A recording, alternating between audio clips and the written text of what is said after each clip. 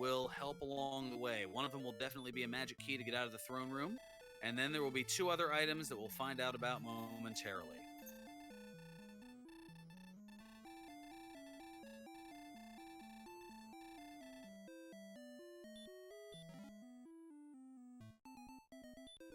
So here we're starting off with a bonus magic key, so that's going to help move things along early. Also a dragon scale, which when put on, that will add 2 defense points to the total. No spells and 9 strength to start. That little bit extra defense will certainly help, and they have that extra key, which they may use to go into the treasury here, and Moonblaze going to go right on in. Demerine going to go in and out of the throne room to potentially open up a treasure chest glitch. Meanwhile, we've got gold, we've got a set of wings, we've got the death necklace in the bottom right, and we've got the fairy flute in the bottom left. Interesting. So now Demerine, having taken advantage of the treasure chest glitch, the way that works is chests respawn every time you go to the overworld map, but due to the programming limits at the time the game was made, well, the game only tracks up to 8 treasure chests as opened at a time. And every chest open beyond that 8th chest can be taken over and over again, and Demerine immediately going to reset, seeing a town to the upper right, which is Cantlin. So how this glitch works, you see the 3 treasure chests in the throne room now that Demerine is reset. Once she opens those, she leaves the throne room, goes back into the throne room where those chests are marked as open so you don't take them repeatedly. And then she'll go in, open 2 chests in the treasury, and then the 3rd chest will be the 9th overall, and that can be taken over and over again. And since there's that gold in the upper left corner, that means that she can start printing money. Oof. Meanwhile, moonblazewolf taking a death to a droll, getting kind of in a tough area there. And Demerine going to go ahead and take the death necklace and the fairy flute along the bottom. And then grab that wings, maybe get a couple if she'd like, but she's going to stick with the 1 and is waiting for that guard to move so that way she can commence printing money. Meanwhile, a red slime defeat on Moonblaze's side, up to 3 experience. Now the question for Demerine, how high will she go? Now, given that the town's there, ideally, you want to take as much gold as you can to be able to potentially, especially here in the early going, get the best armor and weapons money can buy. Meanwhile, another red slime kill, and here's level 2 for Moonblaze, which gives us the spell of Outside. So, more than likely, given the likelihood that with the 3 different shops that are in Cantlin, which one of those we're going to find out now, and we do see a silver shield, the best shield in the game, so that's 14,800. Potentially, well, she will want to go all the way up to 32,300 to be able to also get the flame sword, the 2nd best weapon in the game and the best weapon money can buy, for 9,800 gold, as well as the magic armor, the 2nd best armor in the game and the best that money can buy at 7,700 gold. Meanwhile, Moonblaze going to utilize the gold and get a little bit of equipment here, some torches. And you can see the experience here. Yes, to answer the question in chat, she does know that Cantlin was there. Once she saw that Cantlin was the town just to the northeast of Tantagel Castle, she immediately reset and started over, costing herself about a minute or 2. But as you can see, despite only being at level 1, she is going to set herself up to make the rest of the game go considerably less challenging. So now a scorpion here for Moonblazewolf, and just able to take it out, and the 16 experience is enough to get level 3. Demerine, meanwhile, going up and saving, because a death means you lose half your gold, and she does not want to lose half of that gold that she just grinded up for here in the beginning. Meanwhile, another red slime takeout. So a variance of styles here to get things started.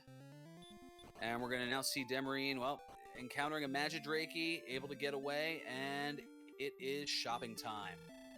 The proverbial shopping mall of Alefgard.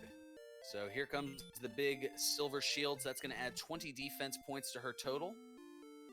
Meanwhile, the Magidrakey taking out moonblazewolf. And now Demerine going to head on, pick up some fairy water along the way. That works like the repel spell, in that it repels weaker enemies. But here at the early going, I don't think she wants to do that.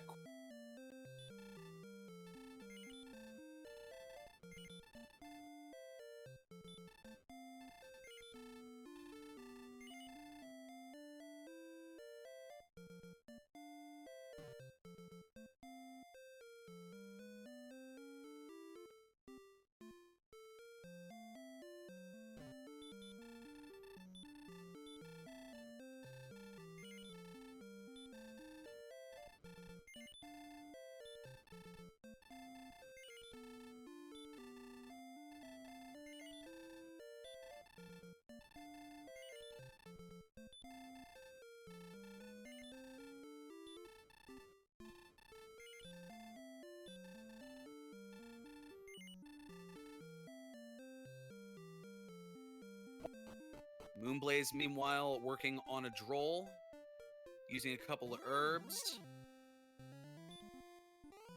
And yes, Z-Man, she is definitely loaded for bear. Meanwhile, another death on Moonblaze's side. And Demerine going to go ahead and one-shot the Scorpion here, and just like that, she's up to level 2 and is 1 experience away from level 3. So even though that setup with the gold grind, it took probably all told about 5 or 6 minutes, you can see that in terms of experience, this next Scorpion kill is going to even Demerine up and actually give her the lead over Moonblaze.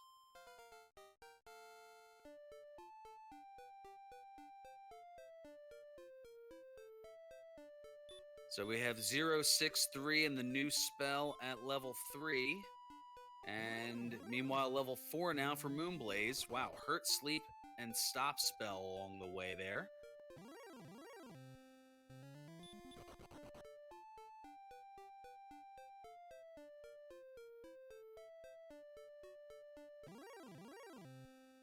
So now a bit of an early grind here, which is going to make things...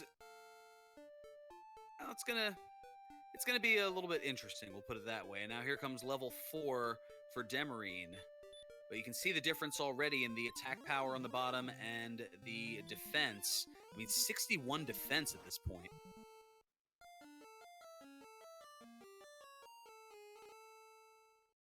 Oh, and we found out that ghosts have hurt more, and that's going to be the first death on Demerine's side. Meanwhile, Blaze making his way up and encounters a skeleton. He's going to try to put it to sleep.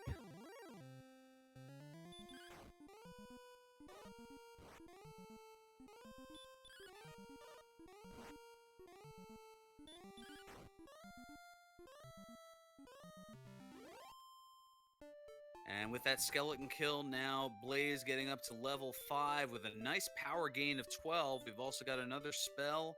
It is Heal. And Demerine just now putting on the Dragon Scale.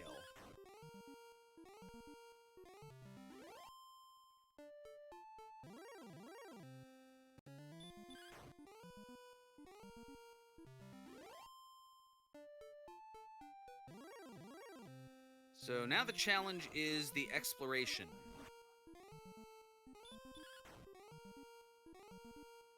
You see there's a lot of swamp around the start.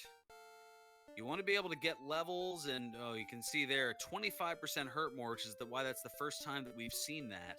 And now with the droll kill here, now Demerine going to get up to level 5.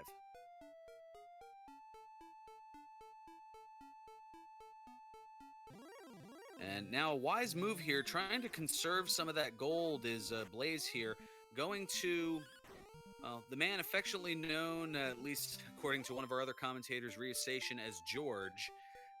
He will provide, well, he'll basically re-up all of your magic points if you go and talk to him. So rather than staying at the Ritz Cantlin and spending 100 gold, you can just get your MP replenished for free, cast heal, max back up, talk to him again, and it takes a little bit of time, but it's, you know, time is money. In this case, it saves 100 gold, and with Blaze only having 147, that's a pretty steep price.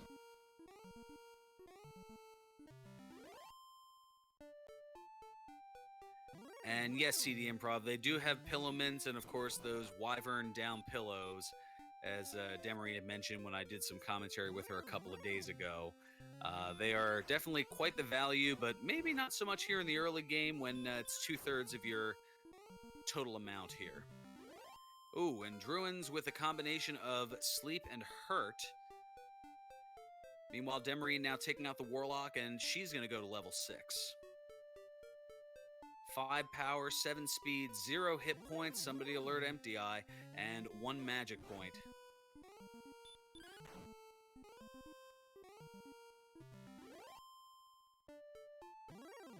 And right on cue, there is Empty Eye with the 0 hit points. I love it!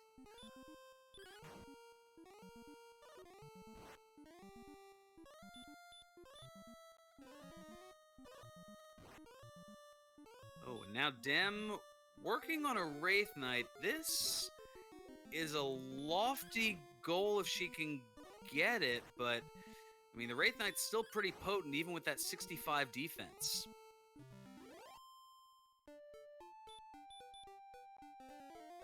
But she's able to take it out for 72.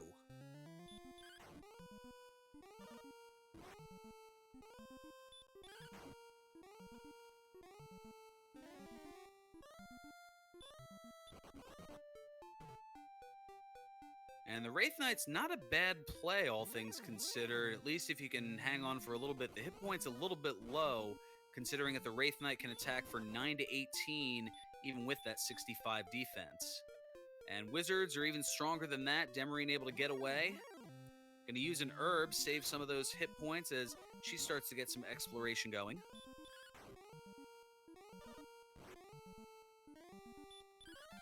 And the Wyvern is a perfect enemy here for Dem, as the Wyvern is an enemy that is able to be defense broken, meaning that when your defense is the same as or higher than an enemy's strength, there's a different damage calculation which results in less damage to you. And a quick takeout there. Wow, 6-3, 17, and 5. There's the hit points we're looking for. And we also have found on Dem's side the final castle, Starlock Castle, known affectionately as the Big C, as there's another death, this time to a Wraith Knight for Blaze.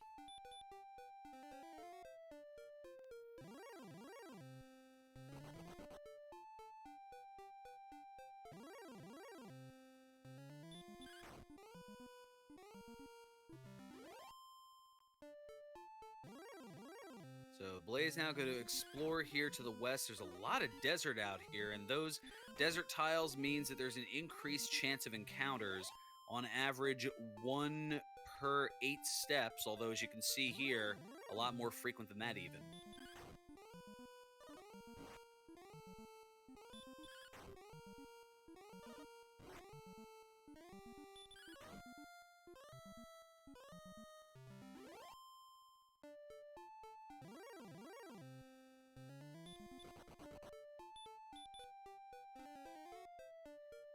And our restreamer FurySK noting here in chat that it's bad news for now as far as those encounters, but if they have a decent group of enemies, it could be good news later in terms of enemies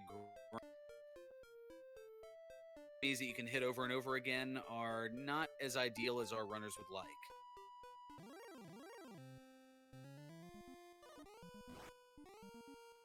So the Wolf Lord just a little too strong for Blaze, I should say, and well, now exploring a little bit here to the west of Sharlock. And now, Dem running into an Armored Knight. And that is going to send her back to the start. And a question in chat from Mr. Spokes. Do you try a golem with the fairy flute that you have if you find one? Well, while you can certainly put it to sleep, given the defense that our runners have, the golem will still smash you pretty hard.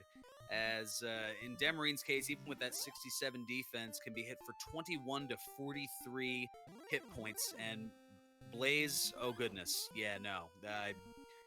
Can we count that high is the question. Let's see here, with 25 defense, you're looking at a damage range of 26 to 53. So more than likely, as soon as the golem wakes up, one shot, back to the castle you go.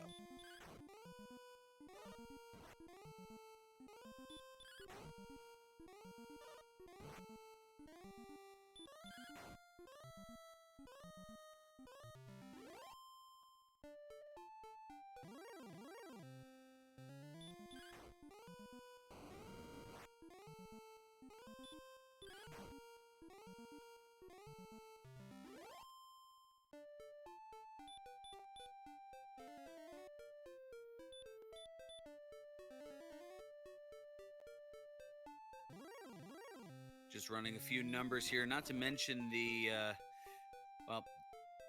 damage that you would attempt to do to the golem. You'd have to 11 shot it on average, as in Dem's case, it's a damage range of 9 to 19, and there's Hawksness, the abandoned town, and Dem just goes right in and right out, but runs into and runs away from a red dragon. Very difficult to do, seeing a town here to the southwest, and it is, oh look, Breckenary. Well, has the inn for 6 gold.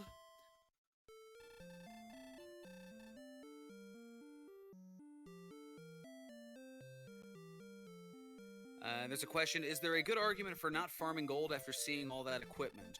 Well, in Blaze's case, having not activated that gold grind in the beginning, yeah, I mean, you want to try to acquire as much gold as you can because the equipment still leaves a lot to be desired. In Demerine's case, you're pretty well loaded up. I mean, all you have weapon-wise is the Armored Knight taking out Blaze again here. All you have weapon-wise that's an improvement is Erdrick's sword, which is in a treasure chest somewhere. All you have armor-wise is the magic armor, if you want to get the 7,700 gold, but it's not going to change your defense any. And Erdrick's armor is somewhere to be taken, and we've got Axe Knights with the standard fire breath. That could be rather tempting a little bit later if they are in an area of note that can allow for a nice grind. And we see here a traditional spark over bridge. Demerine going to search, hoping at the overworld spot is there in the ever rare likelihood that that's the case.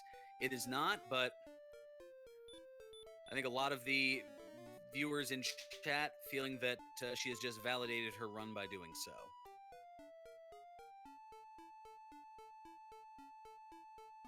Tongue in cheek, of course. Ooh, Spectres with Hurt More.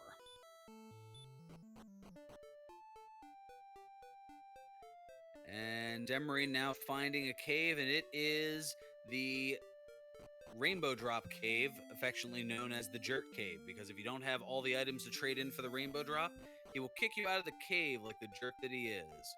Most notably if you don't have Erdrick's token. And Demerine finding Garenham and opting to nope on out of there as well. Now, I haven't checked Demerine's inventory. She still has the magic key, right? I mean, maybe in all the haste to get all the equipment and everything, that might have been a forgotten thing, but she does have a key and does have the ability to purchase more keys, and I don't think she has done that to my knowledge as of yet, as now Demerine getting up to level 8. Not a whole lot to the level, but there is Hurt More and Heal More. So Z-Man asking, why would she nope out of Garenham? I think that... now is taking a death from the Fire Breath thanks to a back attack. Now, maybe this is the time to utilize that key. Go into the back of Tantagel and purchase more keys, but I'm wondering if Demerine knows that she has that magic key.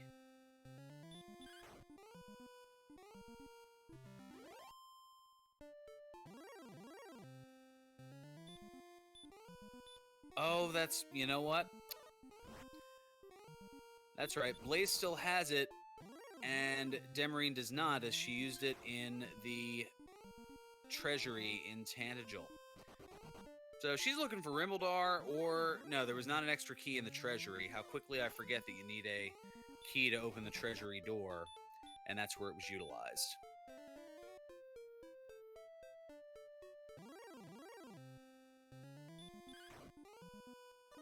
Oh, that's right, and Blaze had gone... Both our runners are looking for keys, among everything else that they're looking for.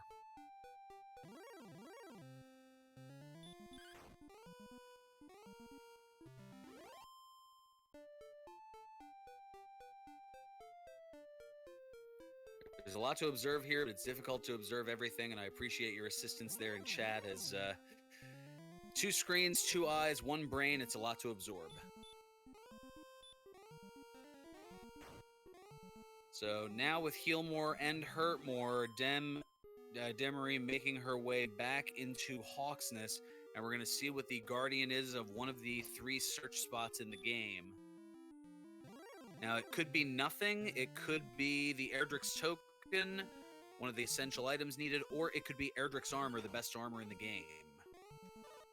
Now, the reason it could be nothing is the other option is the fairy flute, but our runners found that inside the treasury in Tantagel Castle.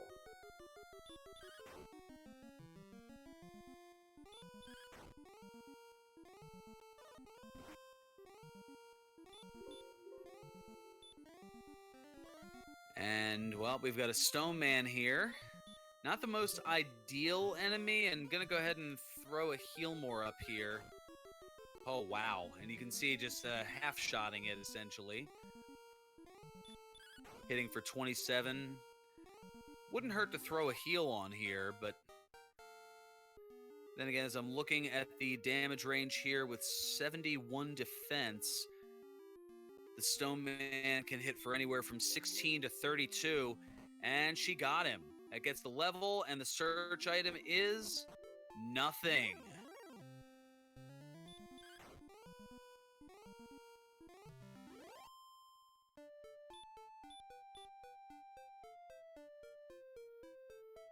Indeed. Cue The Price is Right, losing Horn, and oof, an Axe Knight just chopping down Blaze.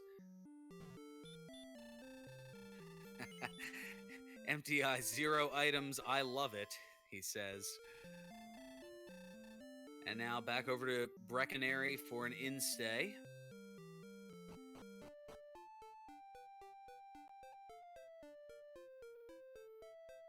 So that means Erdrick's armor can only be in one of 2 places, either in the overworld search spot, which means our runners have to find... Well, they have found Cantlin, but they don't have keys to get into that particular spot, where they can get the coordinates from the old man who is hidden behind a locked door. So our runners are looking for Rimmeldar to be able to get keys, or maybe to find a key in a treasure chest in a cave, perhaps. So it'll be a little bit before the coordinates are found, but our runners are also looking for the town of Cole. As in the town of Cole, 4 steps south of the Baths, in the vanilla version of the game, that's where you'd find the fairy flute. But here, it could either be the flute in any given randomized steed, or it could be Erdrick's token, or it could be Erdrick's armor. Oh, we've got Demon Knights with Stop Spell, and Blaze noping out of that. And Demerine coming up against a cave, but first, a Wraith Knight.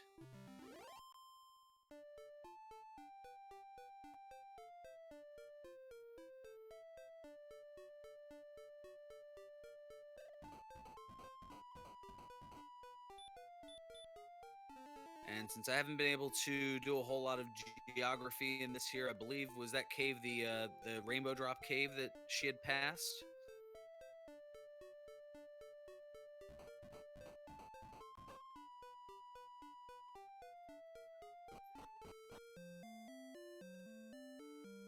Oh, and a fire-breathing wolf sending Blaze back again.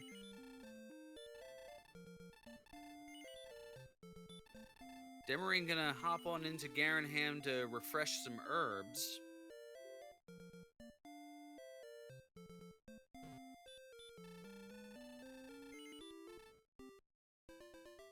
And stay at the inn as well.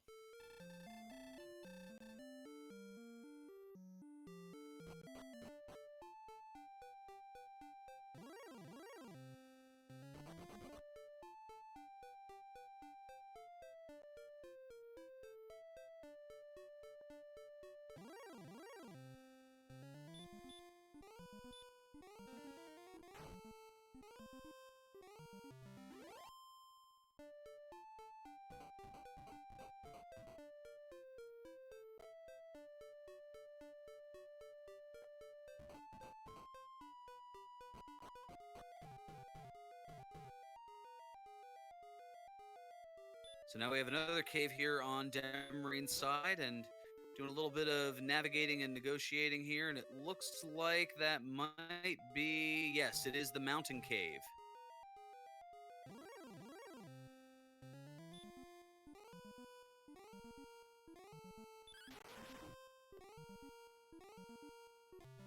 So to answer a question in chat regarding the name that you put in the beginning that affects your statistic growth, yes, depending on what you put in, it gives a little bit of a bonus to 2 of your statistics as opposed to the other, whether it be strength, agility, hit points, or magic points. Both of our runners, despite the variety in their names, are using a strength HP build, and Demerine finding the silver harp.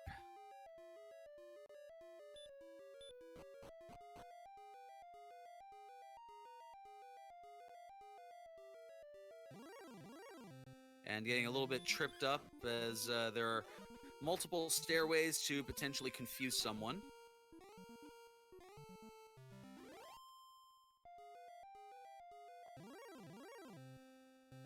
And our tracker High Spirits taking note that a little bit of a disadvantage for Blaze in that he is losing 7 frames every time his name comes up, which is about 1 second every 9 times by using the 8-character name. That's why a lot of runners will only use 1 character just to save that little bit. It's something that it seems insignificant over the course of an individual instance, but over the course of the entire race, it is a big deal. And also a big deal, well, Blaze has found the town of Rimmildar and will be the first to re-access keys after they were utilized in the treasury.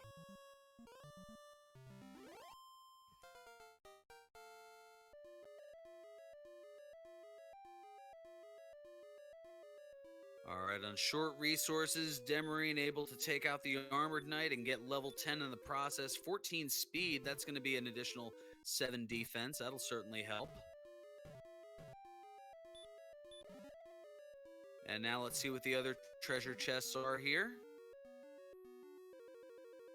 Oh, Erdrick's sword, the best weapon in the game, and an herb.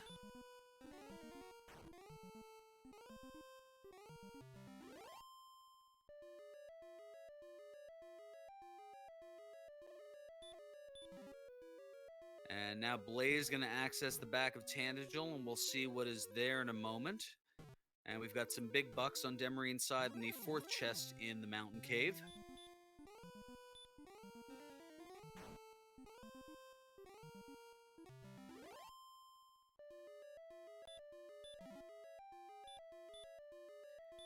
And let's see what this cave is. As we've got big bucks in the bottom of the mountain cave, and Demerine going to quick cast outside. I believe that was the southern end of Swamp Cave. Yes, that Blaze has gone into. So 2 ends of the Swamp Cave. The southern end goes to one area, and the northern end goes out in another section, and it's right next to another cave.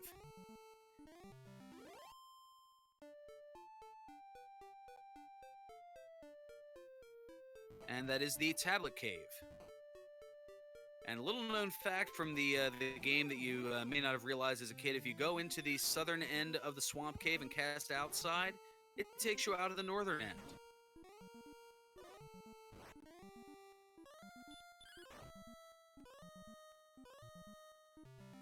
So in the Tablet Cave, we have a set of wings. That works just like the return spell. If you throw the wings of the wyvern into the air, it will take you back to Tandagel Castle, back to the start.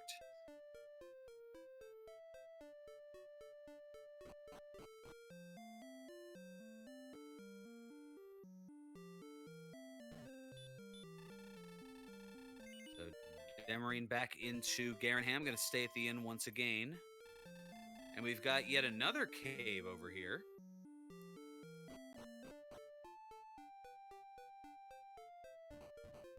And that's the Staff of Rain Cave. The silver harp will be traded into there. The harp being found in the mountain cave by Demerine, but not yet by Blaze.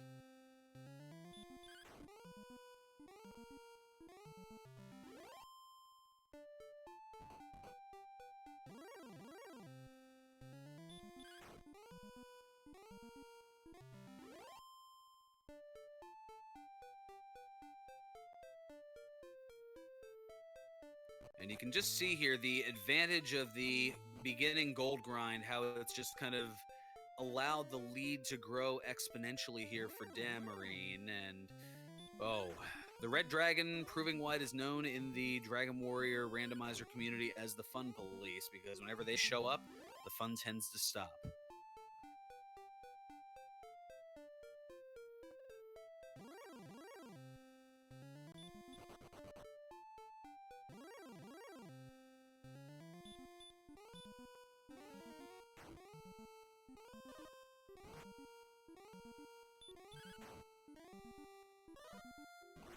And a question in chat, is it possible to do a gold grind if the swamp cave is between Tantagel and Garanham and gold is in one of the 3 chests in Garanham? Yes.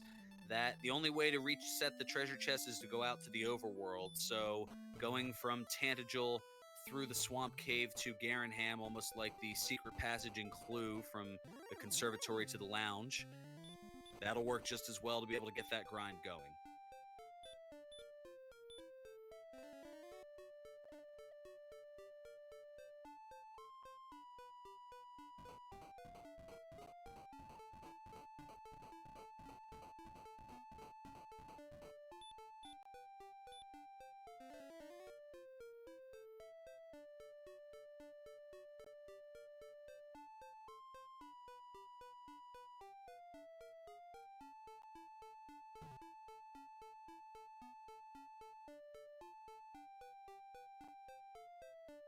So the exploration continues here.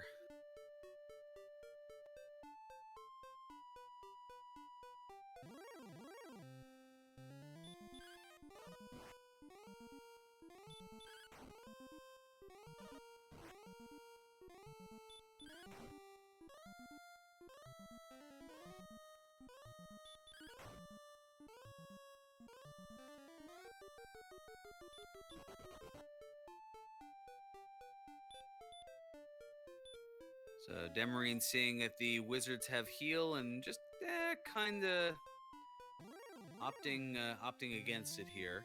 And Mr. Spokes asking in chat for Demerine, she needs to find Rimmeldar to progress, basically.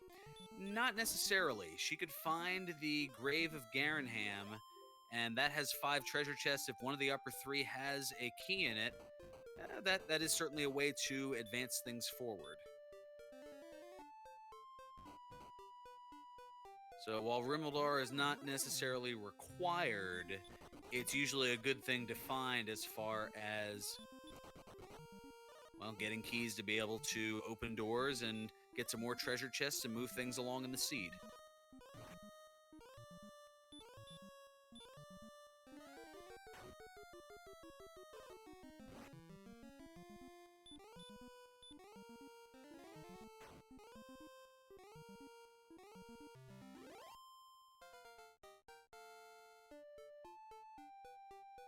So another Armored Knight on Demerine's side, and that now gets level 11 for her with 15 power, 3 speed, 9 hit points, 12 magic points.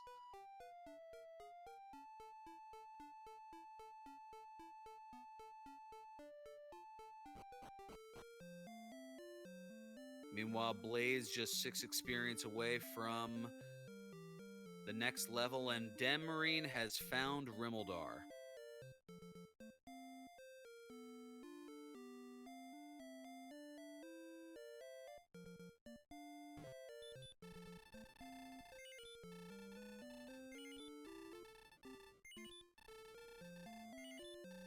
So now with the keys being purchased, that is definitely going to move things along here.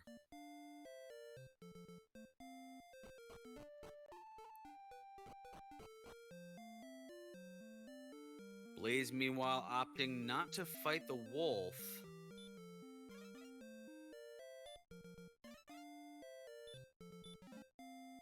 Let's see here. We've got the 2 keys, and it looks like we've got more gold in Rimmeldar.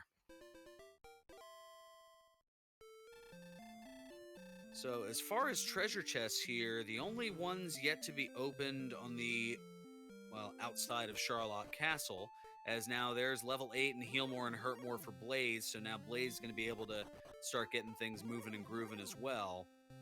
But we have the 3 in the back of Garenham, the 5 in Garen's Grave, and the Vanilla Stones of Sunlight Cave.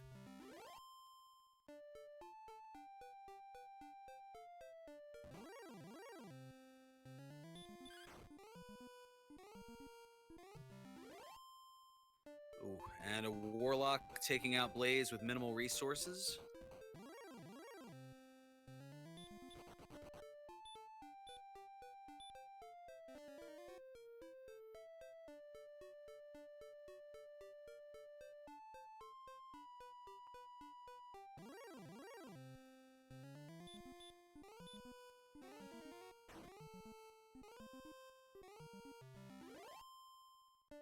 So Blaze now in Cantlin. Looking to restock the herbs.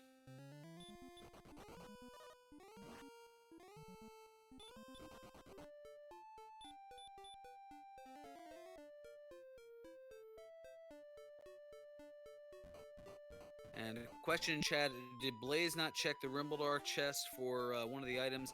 I believe that there were only, at the time, a limited number of keys that Blaze could purchase. I believe since then he has purchased more, but he has not gone back to Rimbledar to potentially check that chest that we know is gold.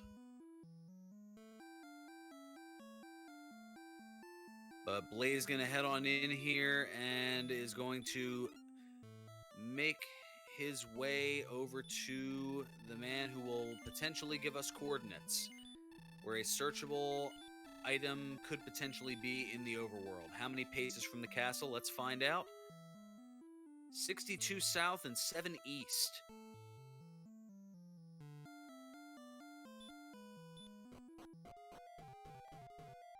So that one going to be a little bit of a potential challenge of a walk here.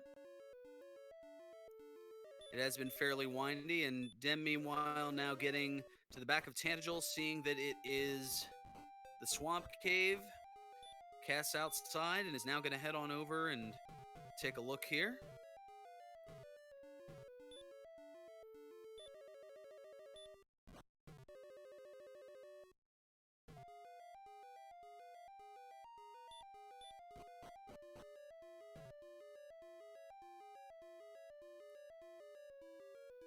And Demarine's going to go through the Tablet Cave to get her wings.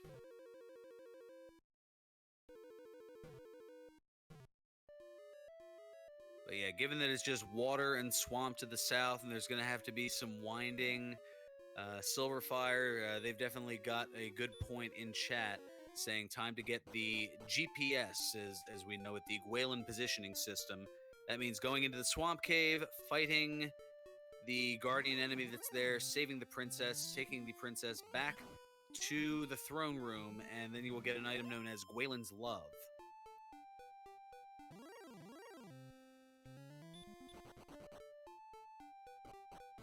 And Gwalen, she will tell you no matter where you are in the overworld, she will tell you how many paces she is from your location, because it's all about her.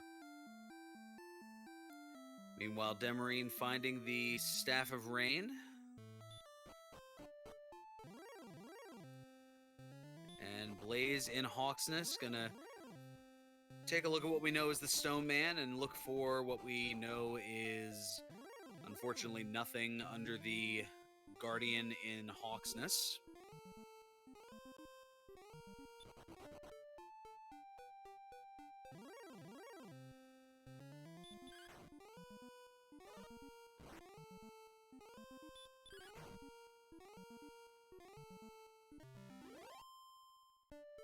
So Demerine now taking out a Demon Knight in a couple of shots here, as her attack power already up to 106 thanks to the Erdrick Sword and the 66 strength.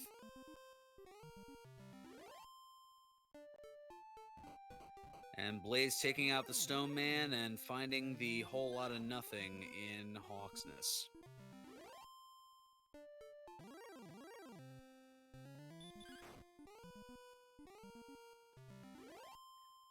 And Silverfire noting in chat, lucky-ish Stone Man hurt mores. Usually the Stone Man, it's about a coin flip as far as hitting or having the spell fizzle. And also to answer the question in chat, we have not found Cole, the town of Cole, as of yet.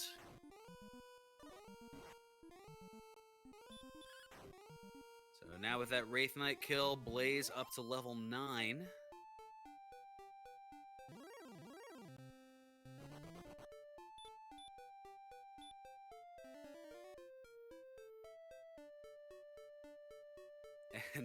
And Empty Eye not convinced that Cole exists.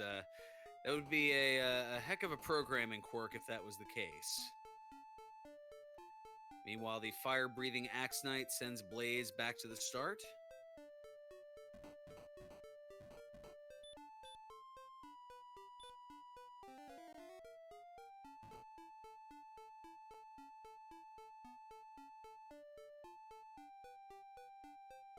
So a little bit more bridge exploration, and things just keep on winding on.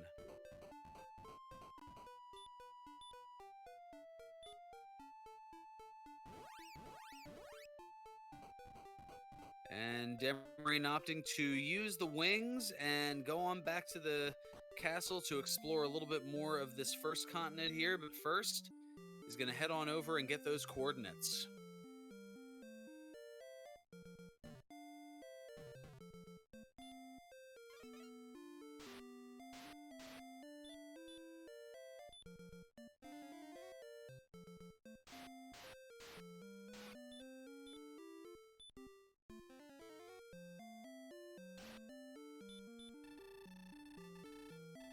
So Demerine running a bit of errands here. Getting the coordinates, the 62 south, the 7 east.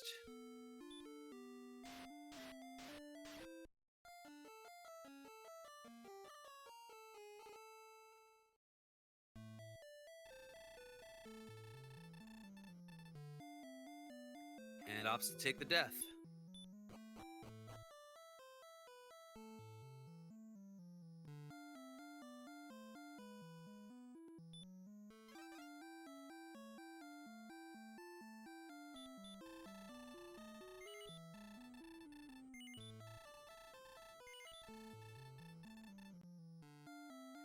And the good point being made in chat that as far as rescuing the princess, the swamp cave only in the basement of Tantagel Castle, so it's a pretty short walk to take the princess back.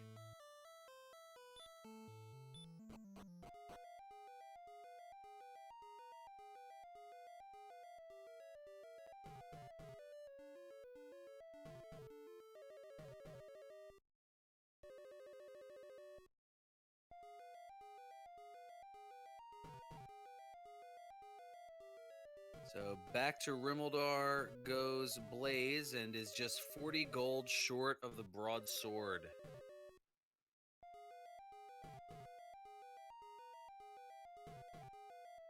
And axe instead more attack.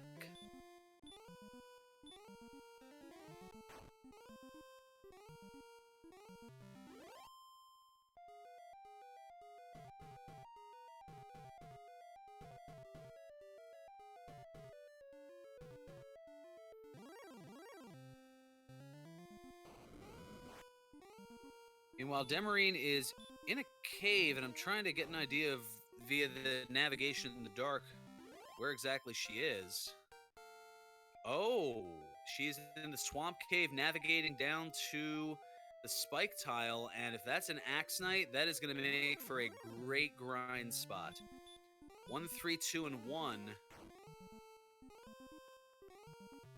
Yeah, that is an Axe Knight, so just as money was being printed earlier, this is pretty much a way to print experience, as more often than not, you can just one-shot with a Hurtmore an Axe Knight.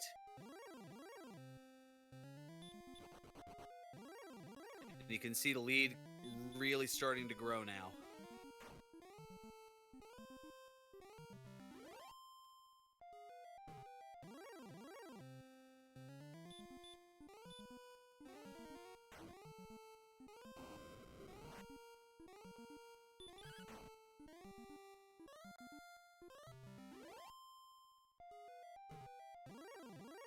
And Ali Gerbrap asking in chat, what do we know about Cole and Hawksness? We know that Hawksness has nothing because the fairy flute was found early on in the treasury of Tantagel.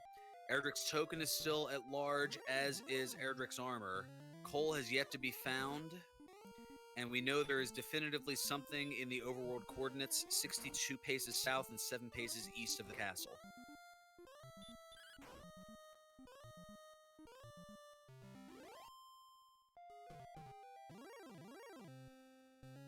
And there's a green dragon on Dem's side to break up the monotony.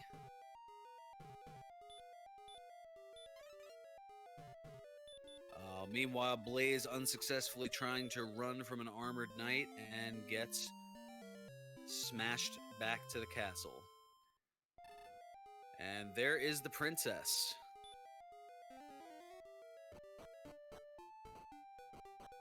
And don't forget, if you're enjoying what you're seeing, if you're a little bit more curious about it, the link was just put up in chat. Thank you so much for that. To not only the Dragon Warrior Randomizer Discord, where you can get tips and tricks as far as how to improve your play of game. You can initiate and join in with races as they're going on quite a bit, even outside of the tournament races that we have seen here over the course of the last couple of weeks. And if you are unfamiliar with the randomizer and are looking to acquire it, well, the link there is there to download.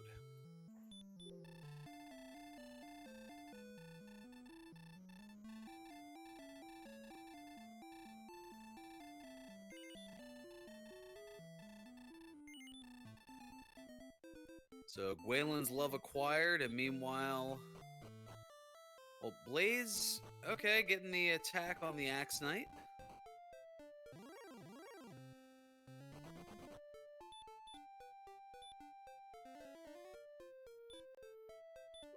And opting, I guess, to get on out of there.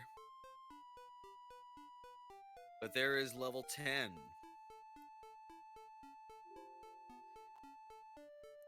Dem, meanwhile, doing some exploration now with Gwaelin's love in tow and going around to where she presumes it will be.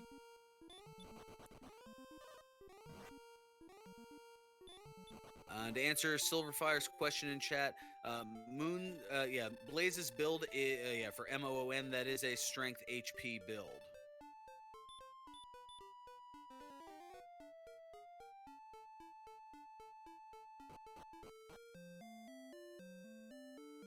And I barely know the one character names. I will be honest and say I had to look it up to have any idea.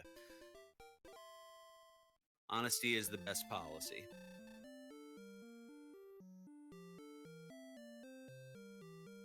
And yes, I believe both of our runners have seen Garenham, although early on both did not have a magic key to be able to open into the back of it. That is a potential option, but I think Demerine's first item on the to-do list, for lack of a better term, is seeing what is in this overworld search spot.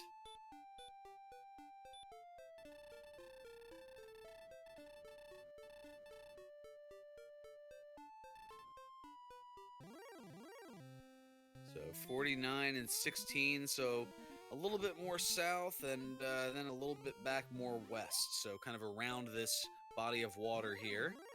As Blaze now getting the princess, and that is a great animation that was added. The princess actually riding the dog as if the dog was a horse. And I will admit this is the first time that I have been privy to it since it has been added here, and that is a heck of a feature.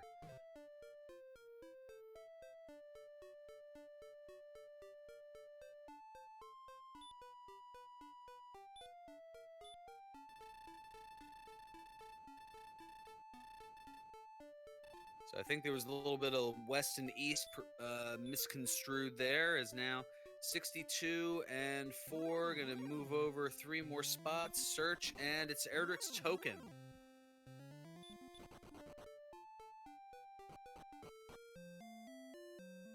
So this confirms that the town of Cole has Erdrick's armor.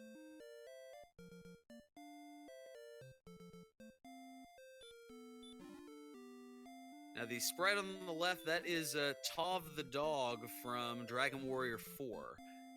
specifically Chapter 3. Meanwhile, in the back of Garenham, we have an herb, we have gold, and we have a cursed belt.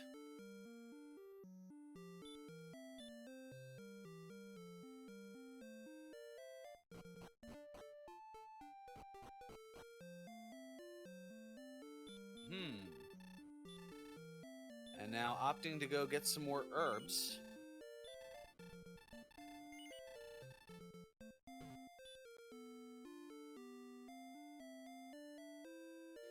Meanwhile, an MP replen on Blaze's side.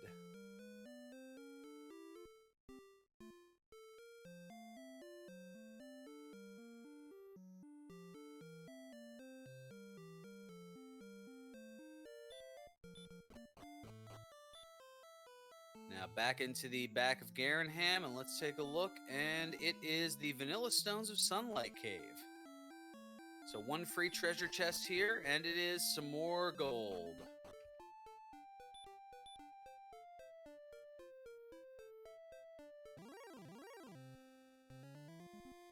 So that also confirms that the Stones of Sunlight is in Garen's grave, as those are the only 5 treasure chests that we have not collectively seen. The question is, how deep into the grave will it be?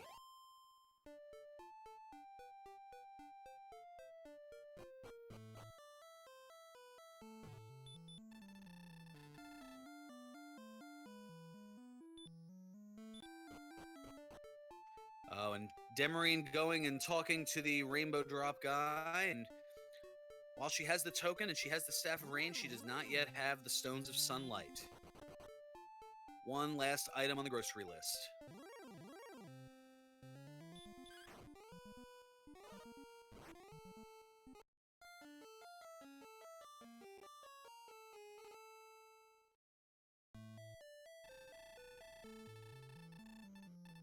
And there's a red dragon to show that while all the strength has been gained by Demerine, there's still a ways to go.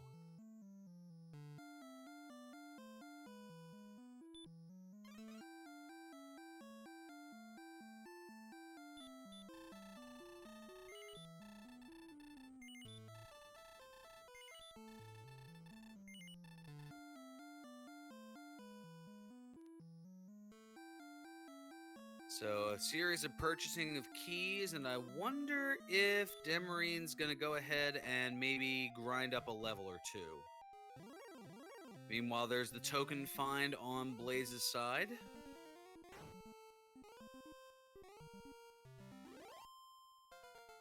And over to Garenham to pick up.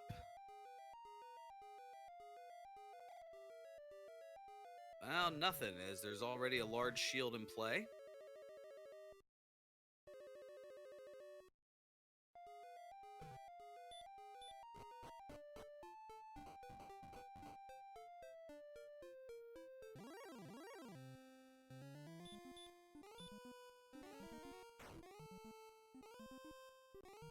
And Blaze going to go and pick up the herb, gold, and cursed belt from behind Garenham. And, well, with the chest being empty, that means that you're already maxed out on either keys or herbs, in this case, the herb.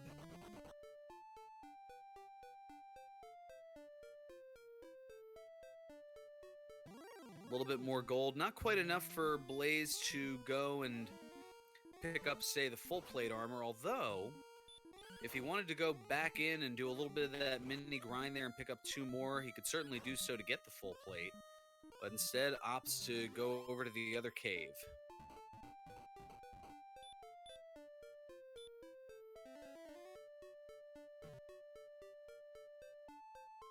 Demerine, meanwhile, is searching for coal and searching for Garen's grave. And the way the game likes to be, the 2 are probably nestled very close to one another.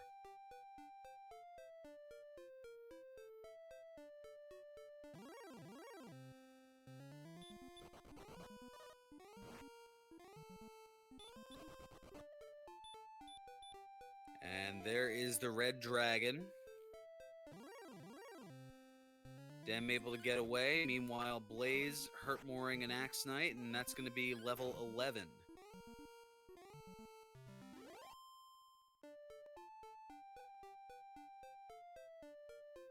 Blaze certainly doing a good job of working toward catching up, but the story of this seed was the early gold grind that was done by Demerine that was not done by Blaze, and that allowed her to get ahead in the early going.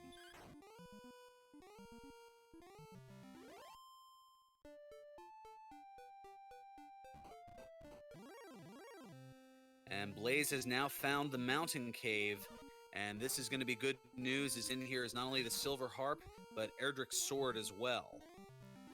So this will be a welcome sight, to say the least.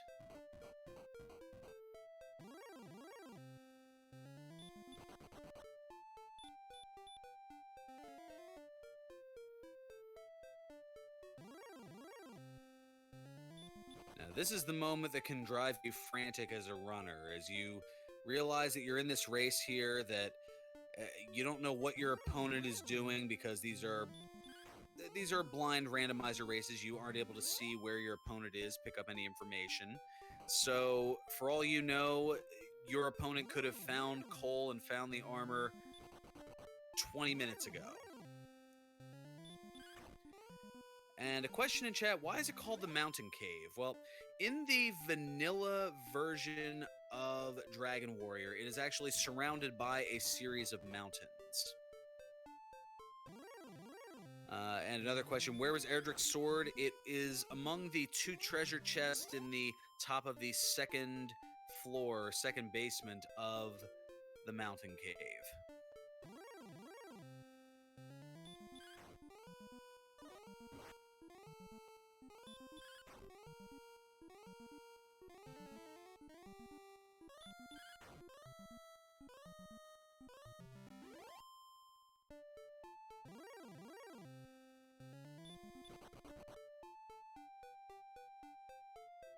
Just a few more steps to the left there, Moon. There's the herb, and there's the big stick.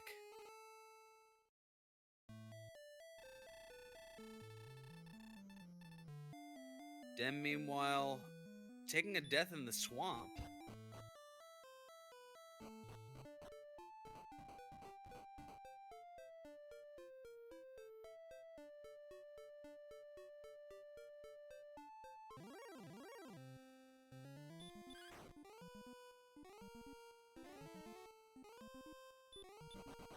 And our restreamer Fury SK noting that she had hit a dead end and had no return and no wings, so she just opted to take the death instead.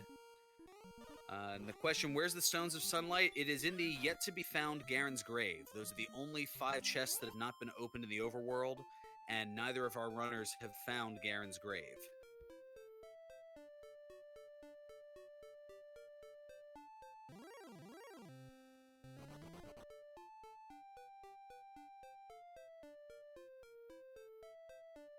That is correct. Garen's Grave is missing in action, and Cole is missing in action. Those are the 2 key pieces to putting all the rest of the puzzle together.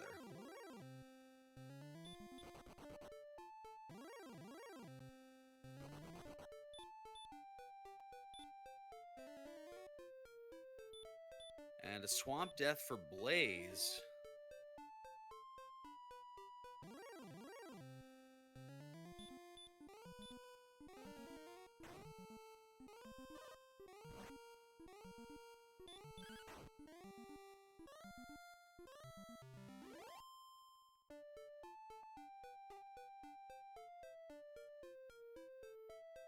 Another armored knight on Demarine's side, and Blaze now going to head on over to the west, back to that desert.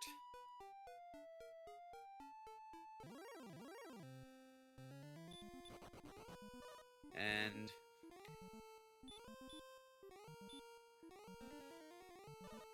Demerine double-checking in desperation at this point.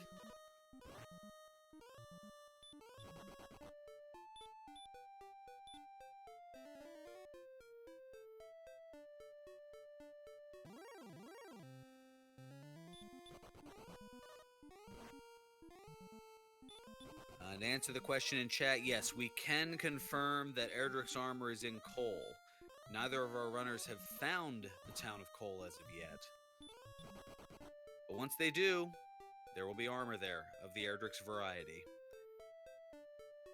And that is important because it's the best armor in the game and really one of the best armors in all of RPG history, as it has more defense than any of the others in 28 as opposed to the 24 for the full plate armor and only the 4 for the leather armor that Blaze has. Plus, it means you take no damage. Oh, wait a minute. And there looks to be the Nook, and there is Cole. So she saw the grave, saw there was a town just to the west, and there is, once it's searched, Erdrick's armor. So the best armor in the game. So now all those swamp and barrier tiles, no damage will be taken. It reduces the damage done by the hurt and hurt more spells, as well as the fire and the Dragon Lord breath, as well as negating the spell of stop spell, and it heals 1 hit point per step that you take.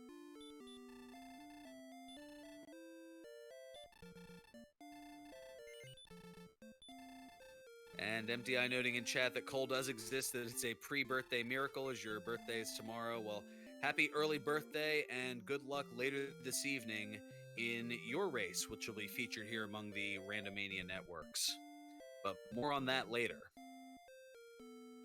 For now, we've got level 12 for Blaze, as Demerine, having found the armor, is going to stay at the inn and more than likely double back to Garen's grave, and we will find the last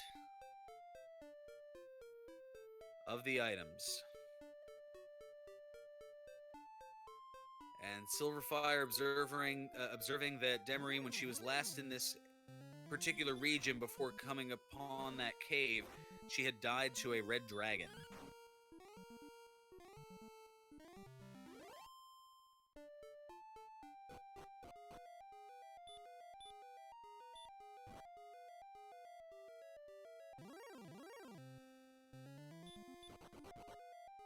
So there it is. It is confirmed that it is Garen's grave. 5 treasure chests coming along the way. How deep will Demerine have to go to get the Stones of Sunlight?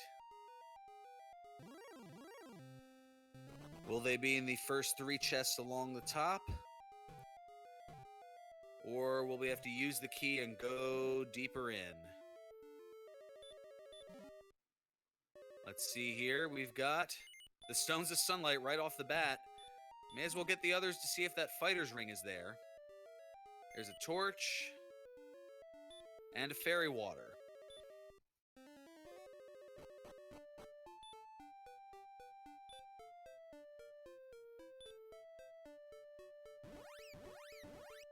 So opting not to go deep into Garen's grave, as there's always a possibility that the fighter's ring, well, once you put it on, it gives 2 additional attack power to your total. Not necessarily something to go well out of your way for. You may make a detour when you're on the final floor of Sharlock and look in the 6 treasure chests that are there, but for the moment, it is not too pressing.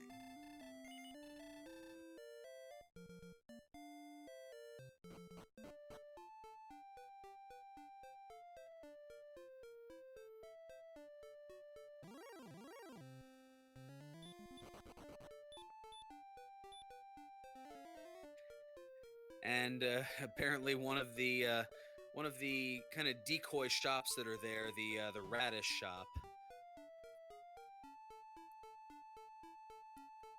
I'm surprised there hasn't been a way to include some sort of a vegetable percent or garden percent, where you not only talk to the radish salesperson in Cantlin, but also the person who has the who doesn't have tomatoes in Rimeldar.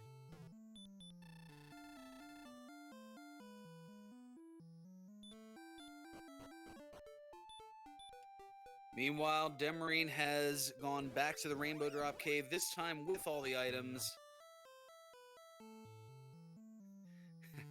Yeah, there we go. Harvest Warrior Randomizer. Coming soon to a Randomania network near you. And this will put Demerine in grind and go mode, and she is making a beeline for the swamp cave to go put a hurt Morin on some Axe Knights.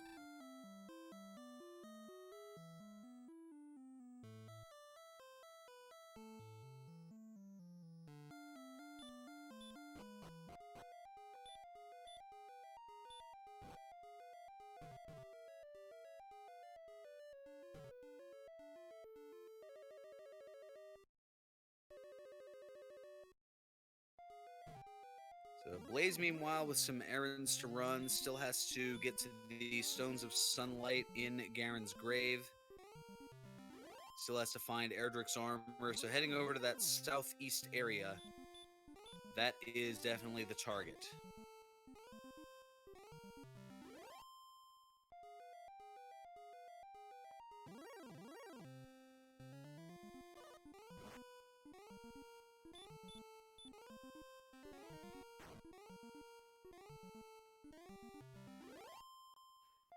But as Blaze continues to look around, this is just giving Dem that much more time to continue to grow that lead that actually was being cut into a little bit by Blaze. But now with this Hurtmore here, that will be enough to get level 14 for Demerine, and we'll see how much closer it gets her to being Dragon Lord ready. 3 power, 5 speed, 14 hit points, 1 magic point. We got a little ways to go.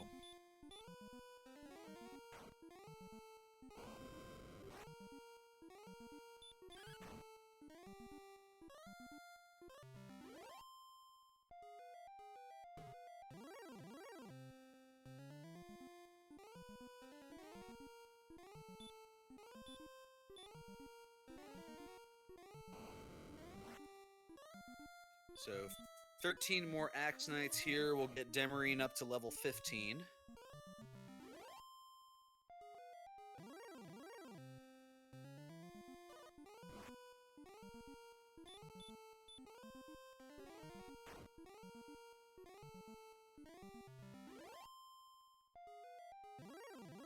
And to answer the question in chat, as far as the strength that you want for the Dragon Lord, usually anything under 130, maybe 128, you know you're going to have a very long, drawn-out battle in front of you. As Blaze now getting up to, I believe that was level 13. I missed the screen there, but we'll see that in a moment.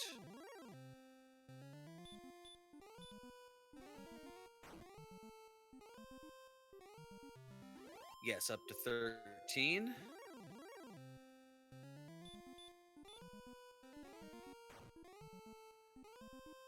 So, some questions going on about how you determine when you're ready, essentially, because you don't necessarily have that color-coded chart that's there, with the white saying you're still on the climb, the orange meaning it's borderline, and the green meaning you're good to go.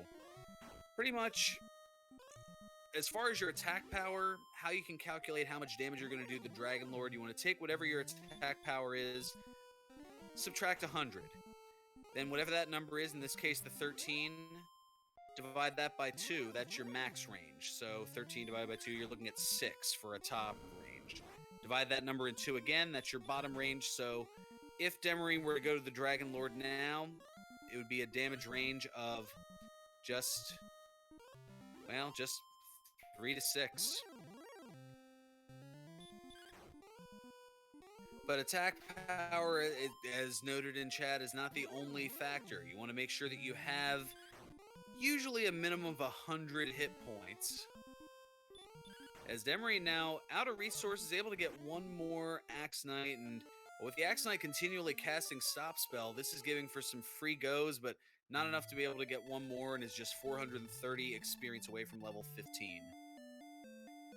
But yeah, you want to factor in your agility, as that helps with your defense. Right now, the defense is very good at 90. That means you're able to defense break at least 4 of the 10 enemies that could potentially be in Sharlock. You can have considerably less damage done to you by melee attacks from the wizard, from the Star Wyvern, from the Werewolf, and from the Green Dragon.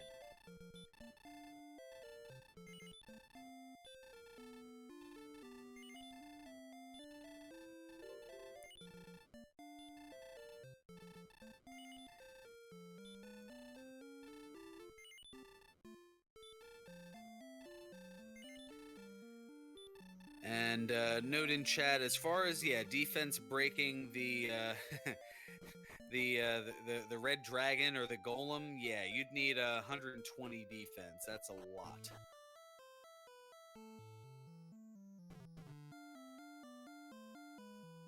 Meanwhile, Blaze able to take out a red dragon.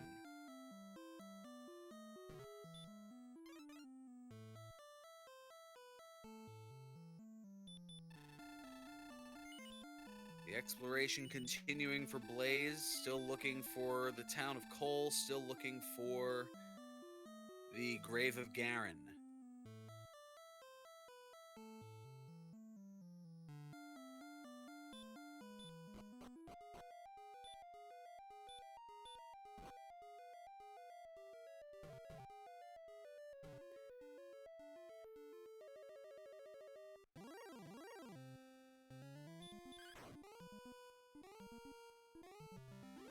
Demerine back in the swamp cave and is slowly working her way back to go after the Axe Knights once again.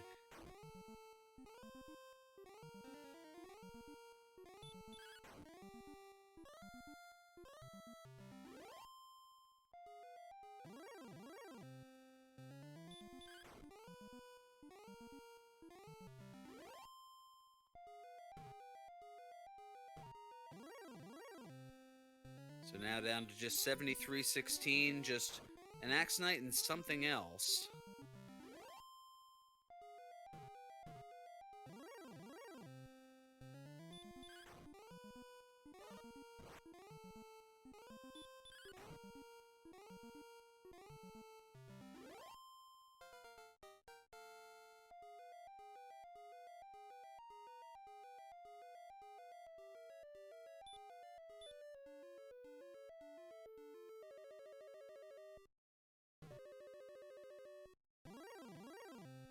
And now at 15, doing a little bit more calculating.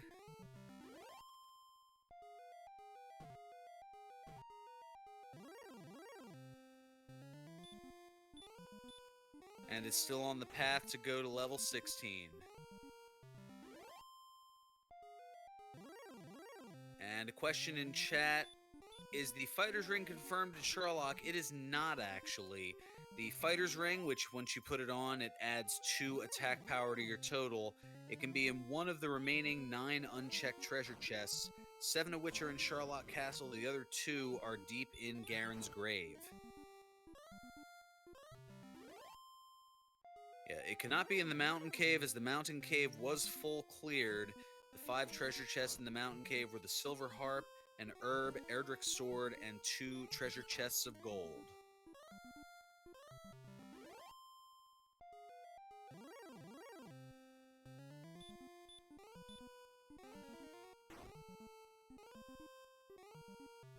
Not a problem at all. That's part of what bringing all this to you here is helping those who are less familiar get a little bit more familiar, and hopefully I'd like to think I do a fairly okay job of that here.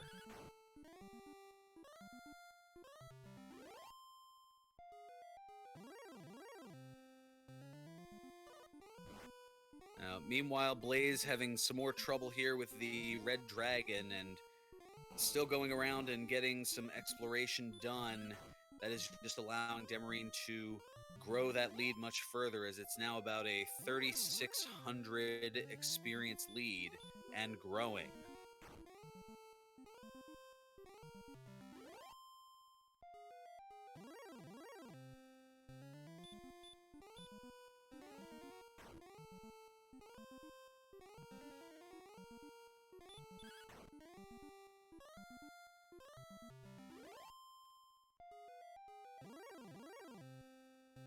Now the target number to level 16 is going to be 9,750.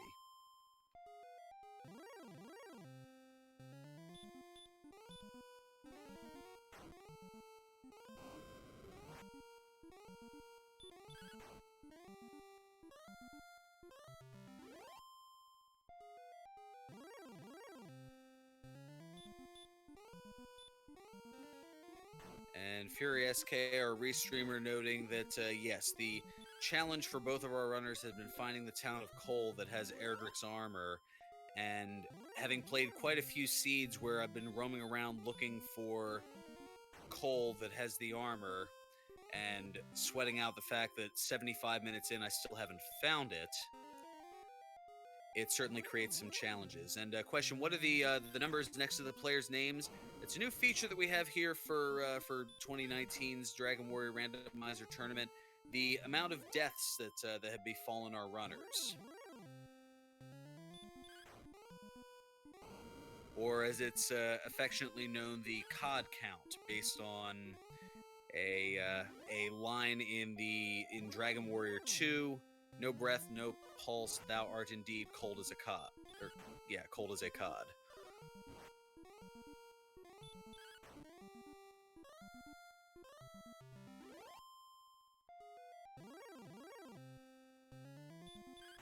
So Blaze, in wandering that area, had picked up the Staff of Rain.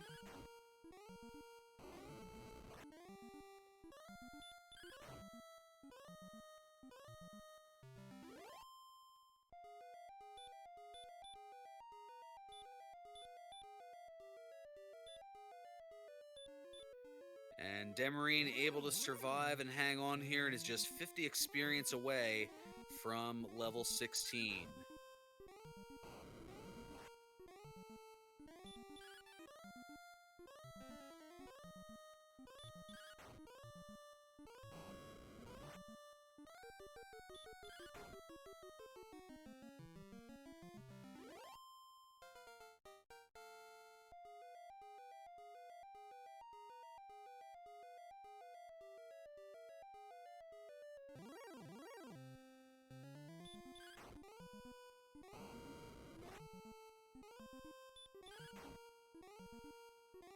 So there is level 16, and you see the numbers are pretty close.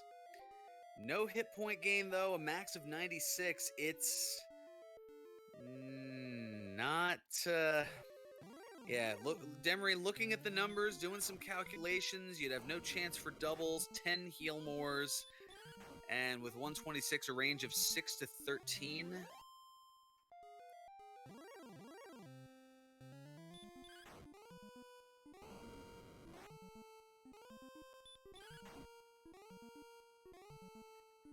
It's close-ish, but no, I don't think...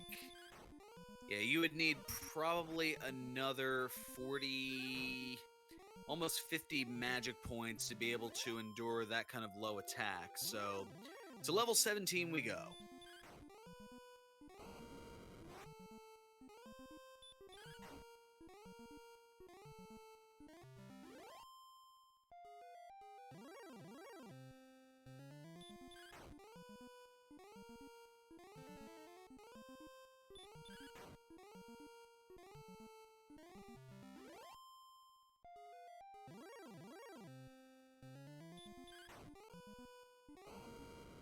So on minimal resources, Demerine able to squeak out another couple of Axonite kills, but that is going to send her back. Meanwhile, Blaze working on an Axonite as well on the outside.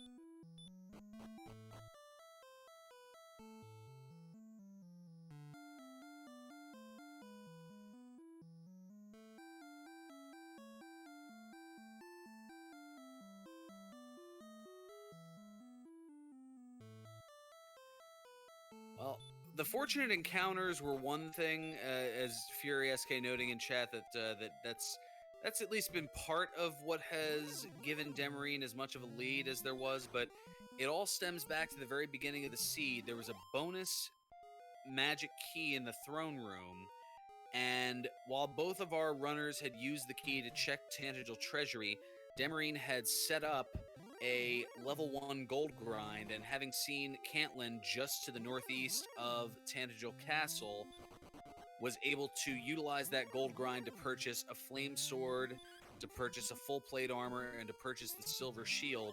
And that significant boost in attack and defense just allowed her to get through a lot more of the game minimally scathed.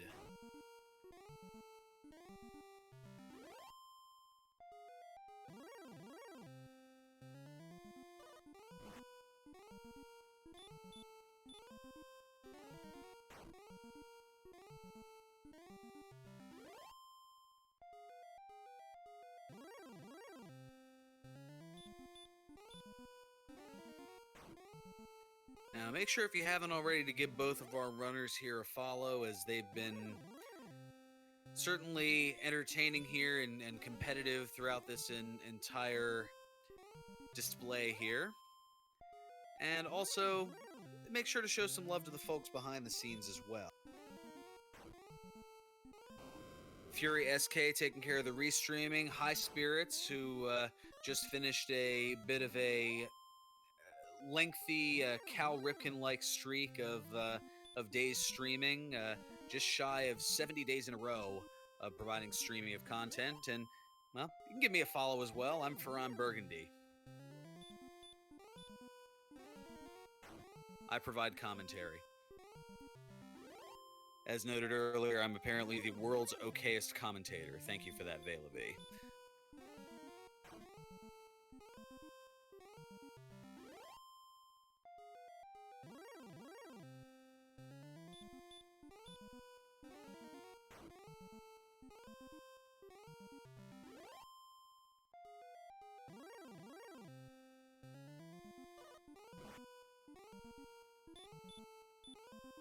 Now, coming up at about 10 o'clock here, which we're going to try to get here on this network depending on how late this seed goes. Otherwise, it will be on Randomania 3. We have two matchups combined into a quad.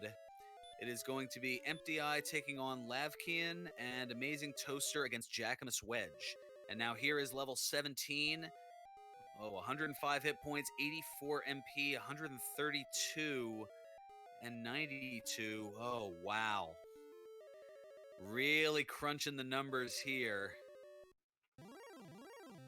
132 attack power, only 84 MP. Oh, wow. And Demerine is gonna go to 18 here.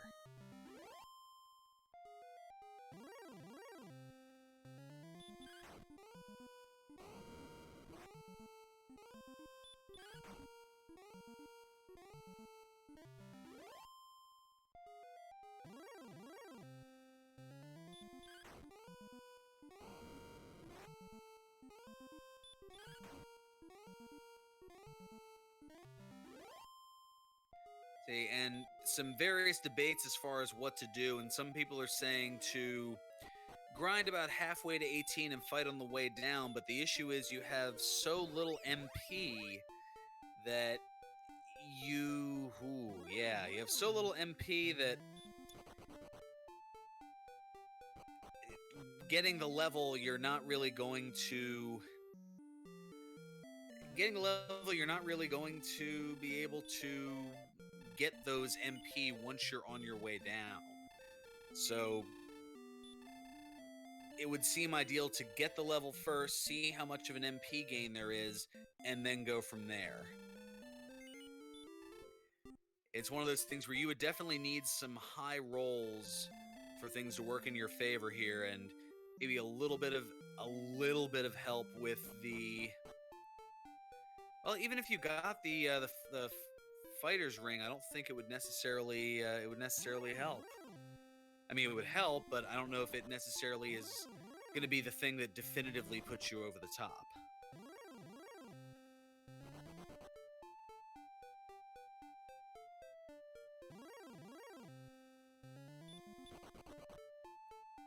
And Blaze has found Garen's grave and is just going to head a little bit west here and find Erdrick's armor.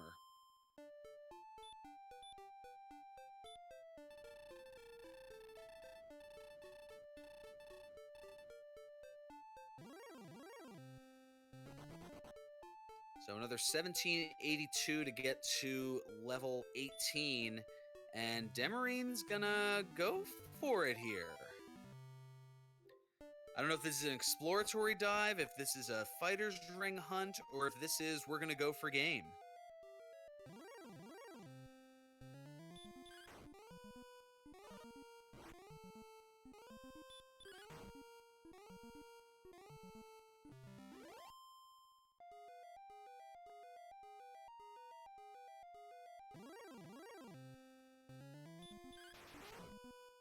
So Erdrick's armor on Blaze's side, and now is going to double back to Garen's grave.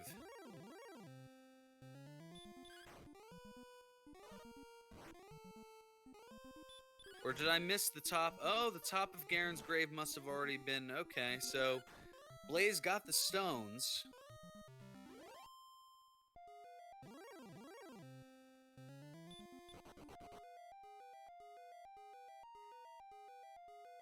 And chat now talking here. The diving and grinding is certainly a fair possibility here, as with the 92 defense, able to defense break quite a few monsters and take not nearly as much damage from even the tougher ones.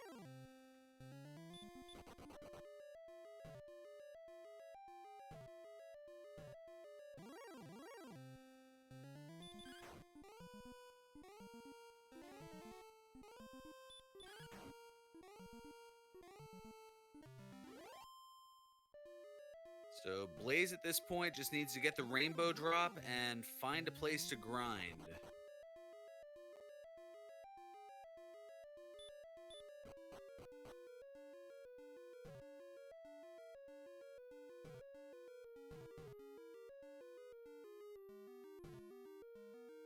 Well, she's making her way down, getting a lot of runs here, and I haven't really seen whether she's taken any favorable battles. I did see a Star Wyvern a little bit ago. Perhaps looking for those wizards, those werewolves, those Star Wyverns, and that's exactly what's going on.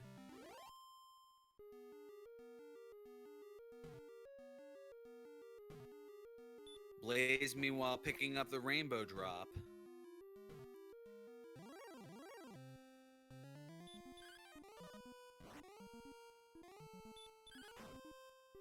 Now, Green Dragon is a favorable battle, as with that defense breaking, the most that the Green Dragon can hit for is 15 hit points. It can be anywhere from 0 to 15. And there's a nice 135, and just a little bit closer to level 18, the target number 14,250. Just a little under 1,100 away, 1092 to be exact.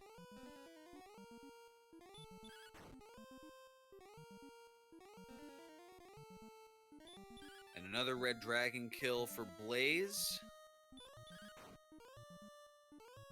who's going to go into Hawksness for the grind, potentially.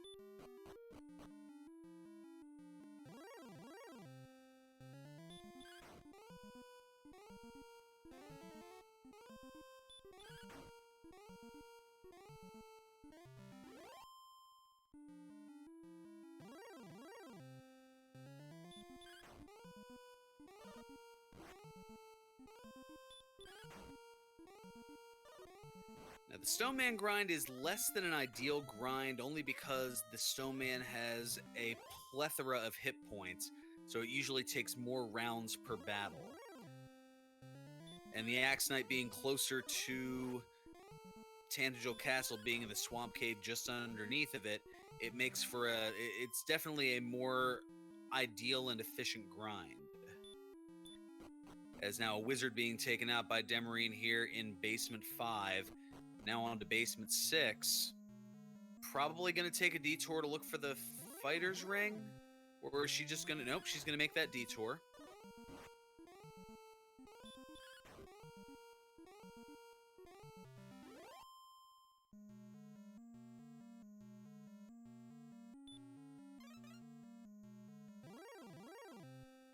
Oh, and the Stone Man taking out Blaze.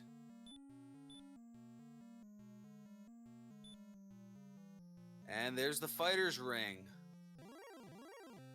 So I'm going to put that on, add 2 additional attack power to her total. Not going to bother with the rest of the chests.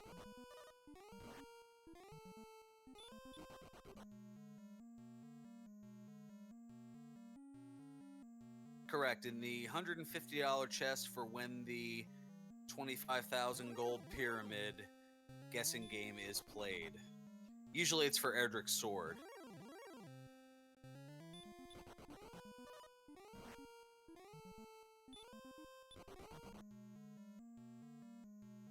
Now, what that additional 2 attack power does is on the second form of the Dragon Lord, it increases the range from 8 to 16 to 8 to 17.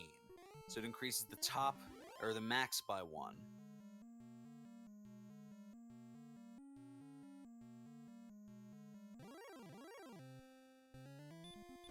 And a rather noted ponderance by our tracker High Spirits. Why is the bottom floor of Sharlock all lit up? Is this at the bottom of a dungeon or a throne room and Sharlock actually goes sideways? These are the things that keep me up at night.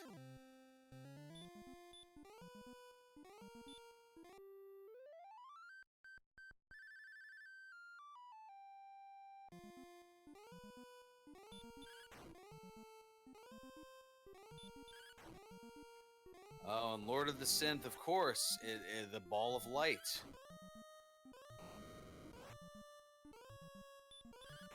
Oh, Golem looks to be the Guardian that is dealing a lot of the standard Dragon Fire Breath. And there's a quick 255, and Demarine's going to go after it one more time, using the Fairy Flute that was acquired very early on in the game.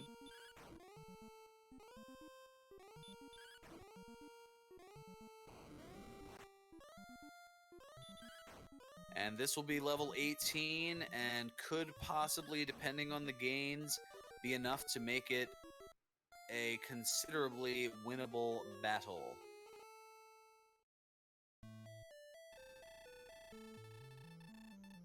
But oh no! The Golem takes Demerine out.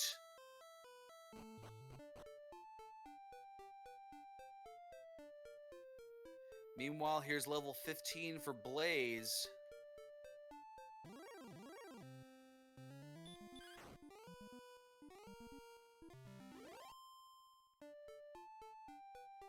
And now Demerine just gonna fight her way here over to Sharlock. Is just only now at this point, what, 73 experience away, another Wyvern, so now just 9 experience away from the level. This wolf will do it here. And let's see what 18 brings to the mix. 2 power, 8 speed, 3 hit points, 7 magic points, a death on Blaze's side to a red dragon, and now 136. I mean, the MP, it gives you another heal more, but Demerine gonna opt to just go with the 84 and just 10 heal mores instead of 11.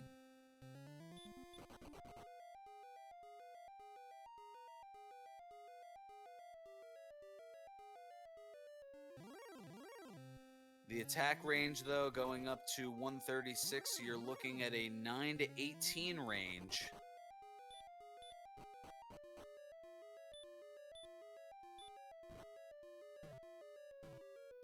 So, on average, with 88 MP, on average, it is a winnable battle. So, with only going in just slightly under, it's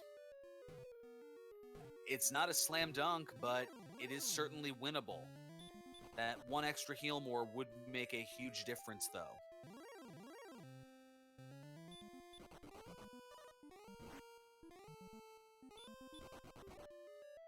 Another red dragon taken out by Blaze. There's an Axe Knight.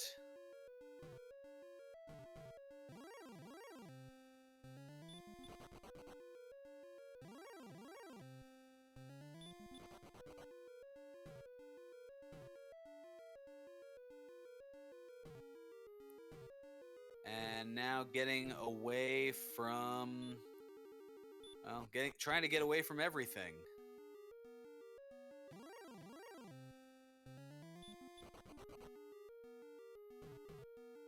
Blaze, meanwhile, now working on a grind in the first floor of Sharlock.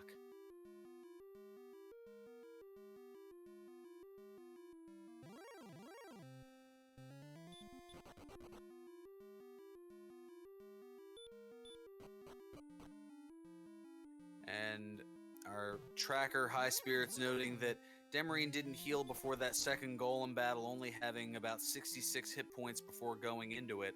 So all it took was 2 attacks and no utilization of any kind of healing, and that was all she wrote. But despite that, now making the dive again in the 6th, now 7th basement of Sharlock. Not going to bother with the treasury. She is going for game here.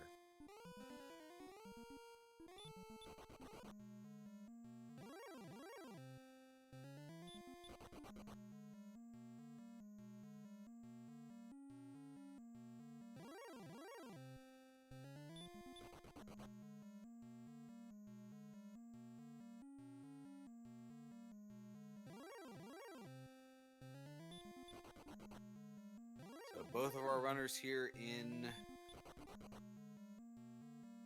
well, pretty much the final stages. Blaze just in the grind and go mode. Demerine is moments away from taking on the Dragon Lord.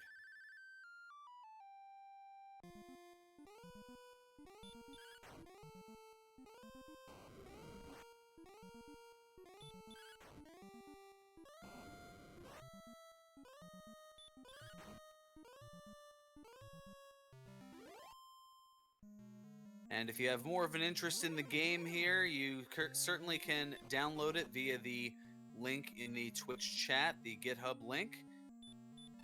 And if you want to join the Dragon Warrior Randomizer Discord, the Discord is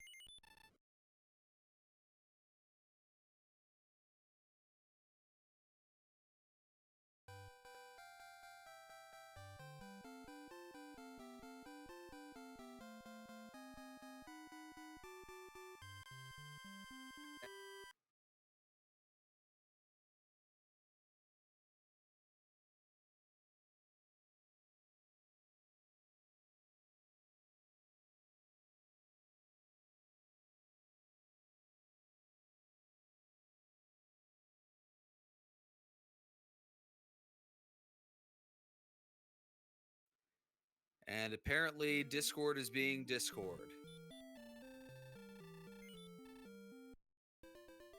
Well, Demerine joining in the chat here asking who was ready for minimum rolls.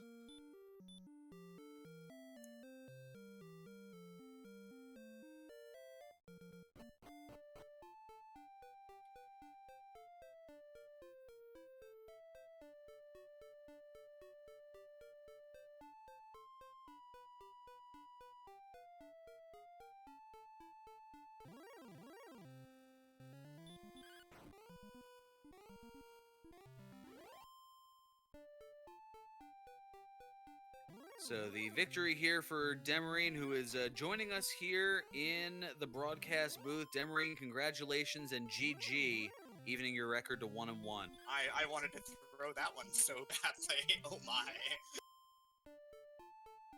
Well, I'll tell you, this. I mentioned that because it's blind, nobody really knows how exactly it is. Really, you took the lead around 6 minutes in and never relinquished it, and the lead only expanded throughout.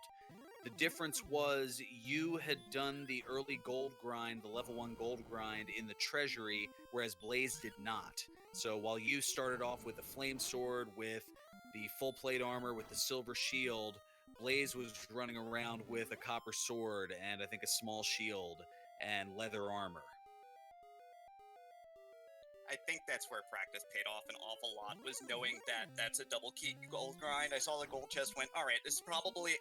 There's a chance I have a gold grind working here, but I don't know when I'm going to get it. But what I figured I would do is, in practice, what I was doing was hopping out and seeing if I got a quick town. And then if it was like a single shop town, I would just check the inventory. But if it was Cantlin, I was committed to just doing the gold grind blind. So as soon as I walked out and saw Cantlin, I'm like, good, I'm done. Hit reset. Let's get some money. Let's hope to goodness that there's 2 of the big 3. Like, get, a silver shield and a sword. Get magic armor and a sword. Get full armor. Get something to get it started. And that you most certainly did, and that just made things go considerably smoother as we're looking even at the death totals. It was 10 for you, and a good number of those were intentional, whereas 19 for Blaze and still going here. Yeah, I had to start buying wings when I didn't have return and wanted to stop and wanted to continue intentionally dying with Erdrick's armor. Oh, that's right. There was a point fairly, I'd say it was what, probably around the 30-40 minute mark, somewhere around there, where you were looking for, well, there were a couple of things you were looking for, but rather than cast return or use wings because you didn't have either, you just opted to walk around in the swamp until death occurred. Yeah, I mean, everything I wanted was close to home. It's just that when I hit Rimildar and I got the keys, I was gambling that Garenham was going to have the business because that was near. Once I saw where the search spot was, I'm like, all right, great. I can stop exploring over there for now. I'm pretty sure it's north of me on the second continent, but of course, when I checked north of me on the second continent, it was blank, and I'm like, ugh, I'm gonna walk all the way out there. I really hope I'm not, like, losing time here.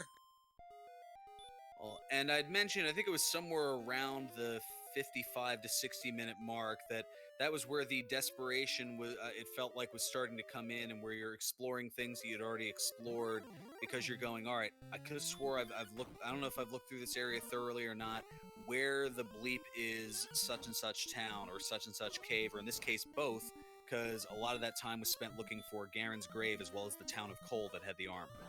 Yeah, and I knew the grave had the stones once Garenham didn't, so I knew that the business was all it was all going to be in the same place once I ran into it. It's just that I was missing an arrow on my map. I'm looking at my map, and there's an arrow up to Rimildar past Sharlock, and there's no arrow down to denote that I left a path behind. That was the path to Garen's grave and Cole. But I saw Cole right before I saw Garen's grave, and I'm like, this is the grave. Why am I going in here? There's armor waiting for me. And I need to go grab wings anyway, and I know Cole's got wings, so I had to go and, do a quick shopping trip and the whole nine. And then, yeah, Sharlock Castle. Well, before that, there was a lot of axe knights to take out in the swamp cave. Look, if one thing Silverfire taught me, it's that if there are axe knights in Swamp Cave directly behind Tintagel Castle and you're not grinding them, something is very wrong. Well, that has also been a little bit of a learning curve for Blaze, as he has been working the grind. First, decided to try the Stonemen in Hawksness. That wasn't working out so well for him, and now he's just been chipping away at various enemies on the first floor of Sharlock. Oh yeah, I don't think that. I mean, that's kind of the play. There's Axe Knights and Star Wyverns here, but also Red Dragons, and I'm not a fan of grinding Red Dragons literally ever. Well, I mean, if they have something like Stop Spell and Hurt, they're not so bad. I mean, okay, they've seriously got to have the fuzzy cuffs, and that's not the case today. No, the cuffs were anything but fuzzy when it comes to the fun police. But that notwithstanding is about just a little over another red dragon away from level 17, and there was a long stare that you had at level 17 looking at the numbers, and were you thinking, I mean, how close were you thinking about going on 17? I was really gutted that I got, and Blaze is gonna get the bad news in just a second. I was really gutted that I had gotten no health at 17, because I was sitting on 96 going, alright, that's a 15 out of 16 chance that I don't get doubled, and I'm just counting, and I'm like, that's 15 swings on 10 heal mores. I'm like, yeah, that was a little much. So it's just a little too unsafe. And Blaze now escaping Sherlock Castle, looking to do a bit of a regen here. And that's another thing, the go through Sherlock. Now, Blaze had never done a gold grind to get a silver shield, so is still going with a large shield.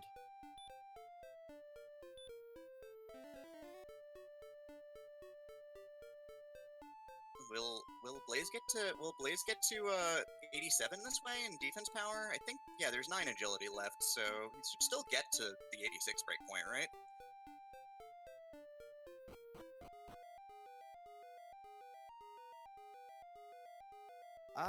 Well, it's yeah, I forget what the breakdown was of 17 versus 18 as far as the agility.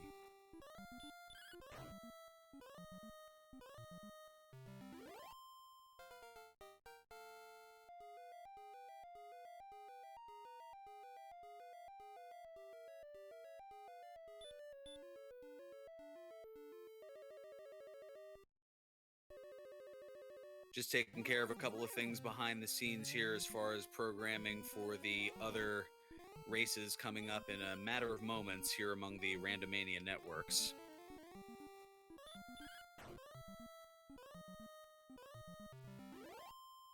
So it looks like, all things considered, we're going to stick with this till the end here, and then the quad race will be over on Randomania 3. That'll be coming up in about 10 minutes. Just as a programming note here.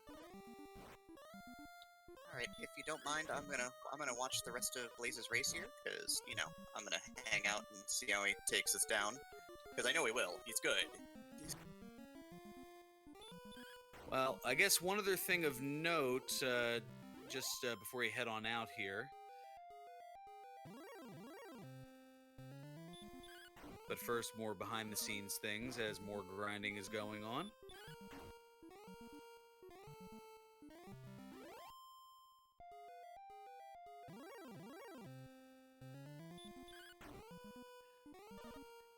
But yes, so it looks like it's going to be Z-Man and Up to NG bringing the commentary on that one here.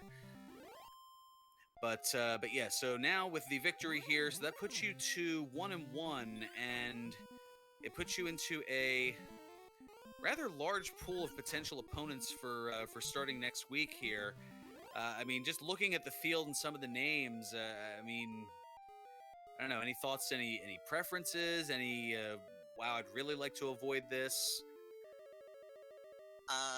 I'll go look later. The 32-player blender of 1-1 in any of these tournaments is real. Like, 1-1 is a lot of people who have caught some breaks along the way. Like, I'm gonna admit I have, you know, caught big bounce in this race, and, you know, got the better of a slightly less prepared opponent.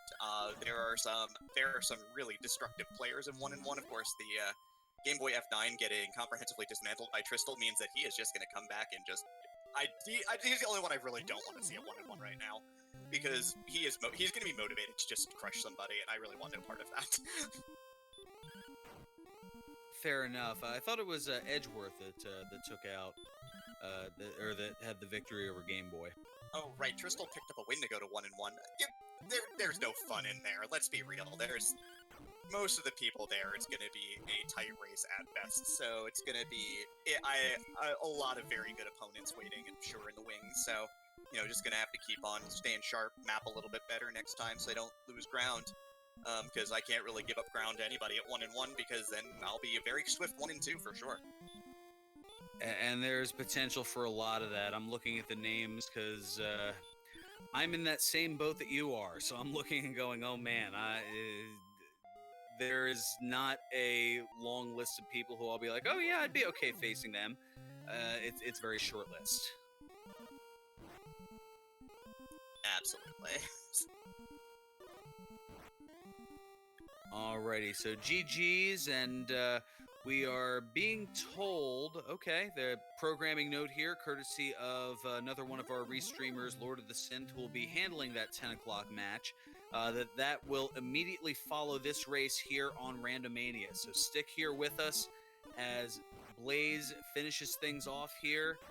Once he does so, we're probably going to do the post-race interview with Blaze here, and that will give time for the restreamers to set up what they need to do and get the switch going here, so that way we can bring you the double race for the roughly 10 o'clock start here between Lavkian against Empty Eye, as well as Jackamus against Amazing Toaster.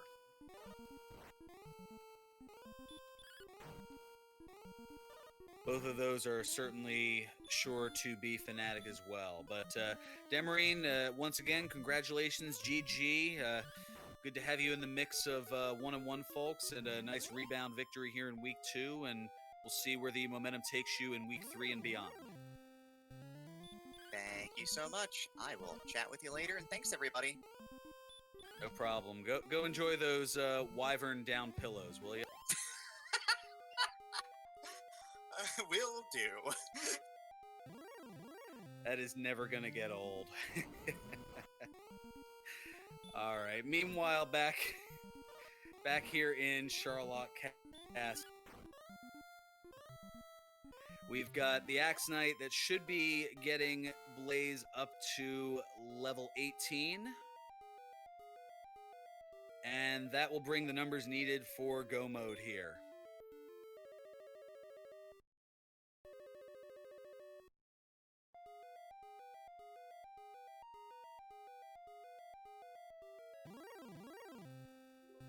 Blaze doing the calculations now. Not having the silver shield, it's going to make it a little bit difficult. And Blaze maybe going to fight and take the Death Warp here, or is Blaze going for... Okay. Back to the castle, going to go ahead and replan and make this the go. Okay.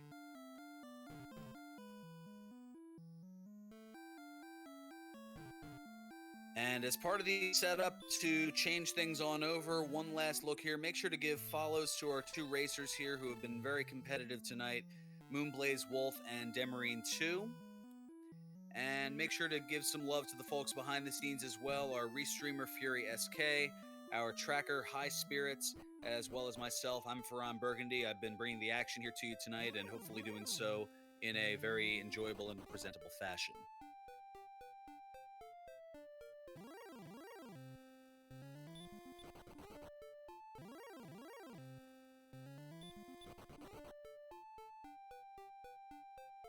Yes, enjoyable when Discord is not being Discord. That is true. Well, what can I say? Technology, it's great when it works, right?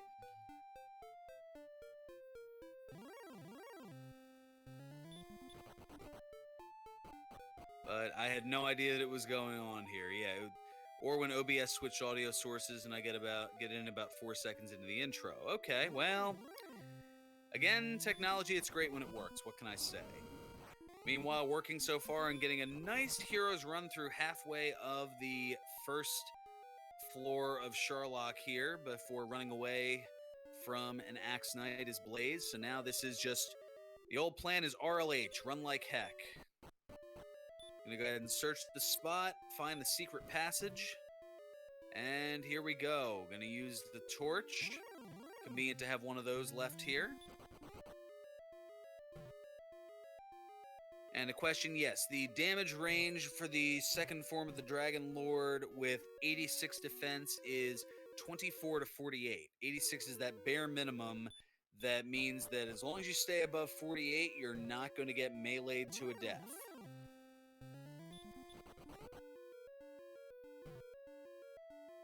That's why it's the magic number. 48 is to Dragon Warrior Randomizer is what 50 is to the movie Speed. Stay above it.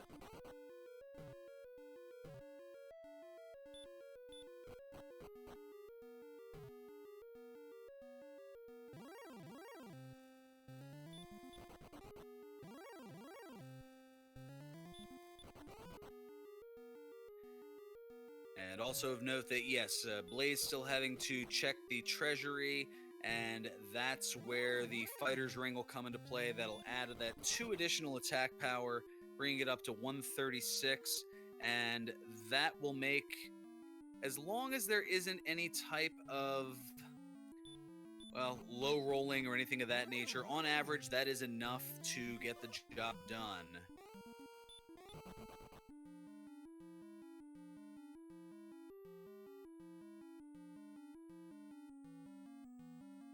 And Ali Gerberap making a note here that, yeah, Speed was seen the other day, and, oh yeah, the elevator. I forgot about that scene, too. It's been a while since I've seen that. I mean, it is a movie that's... It was 25 years ago? Oh, my goodness. Father Time, why are you so cruel?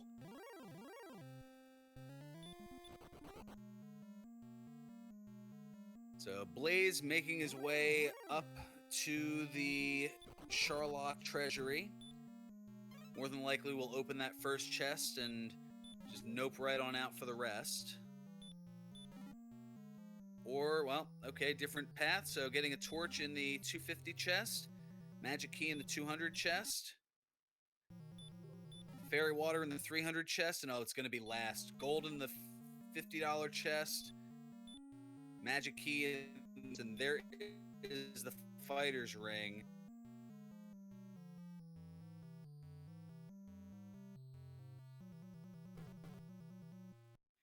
Yeah, I'm pretty sure that Blaze had done that just for commentary purposes to add to my notes here. At least that's what I'd like to think.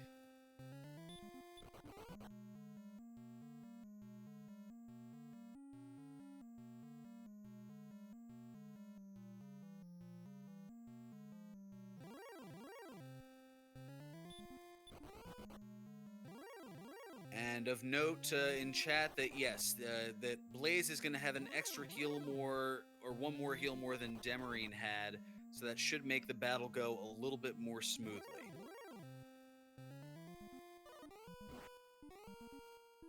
Lorgon asking story for the next race. Immediately at the conclusion of this race here, at the conclusion of Blaze finishing this run, we are going to bring you the quad matchup, the 2 one-on-one matchups, I should say, between Lavkian and Empty Eye, as well as Amazing Toaster and Jackamus, right here on Randomania. So don't go anywhere. We've got more Dragon Warrior Randomizer tournament action coming your way in just a matter of moments at the conclusion of this run.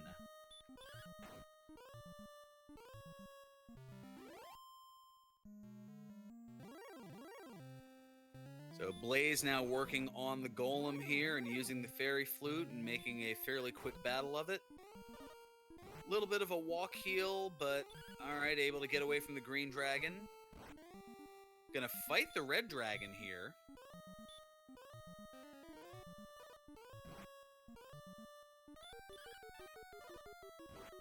Well, the issue, to answer the question, chat, why not do a quad with all four competing against each other?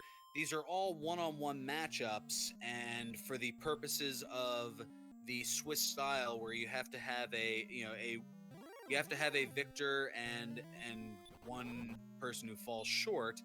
You can't really do that if you have a first place, second place, third place, and fourth place.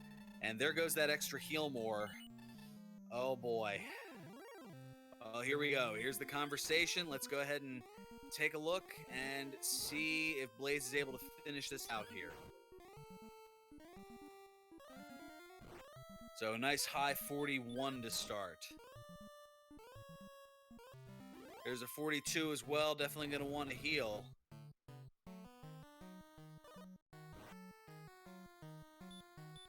All right, so hopefully no back attack. Oh no! So gonna have to use a heal more to start.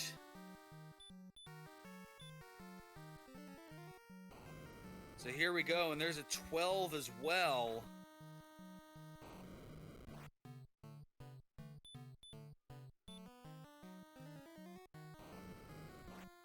There's 16, we're up to 28.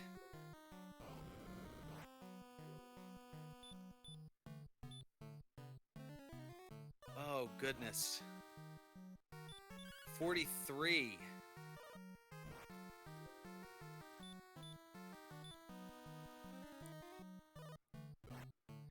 There's a big roll of 17, we're at 60.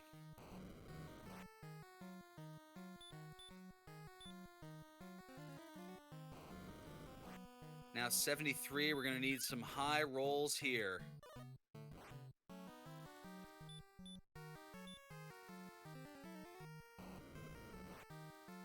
There's 13, it's now up to 86. Now we know that it has 151, so that does work in Blaze's favor here. Now up to an even 100, but now down to just 2 more heal mores after this. 117, that's a big 17 there. Using the penultimate heal more.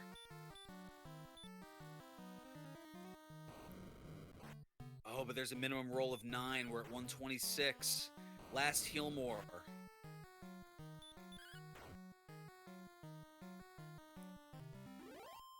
$141. He needs a 10 or higher here on this last attack. And 11 just barely does it. 152 against a 151 Dragon Lord. Definitely a nail biter on the last possible attack. And Blaze certainly having a heck of an effort here. But go ahead and get out your GGs, as Blaze is going to finish here with an official SRL time of 2 hours, 4 minutes, and 37 seconds.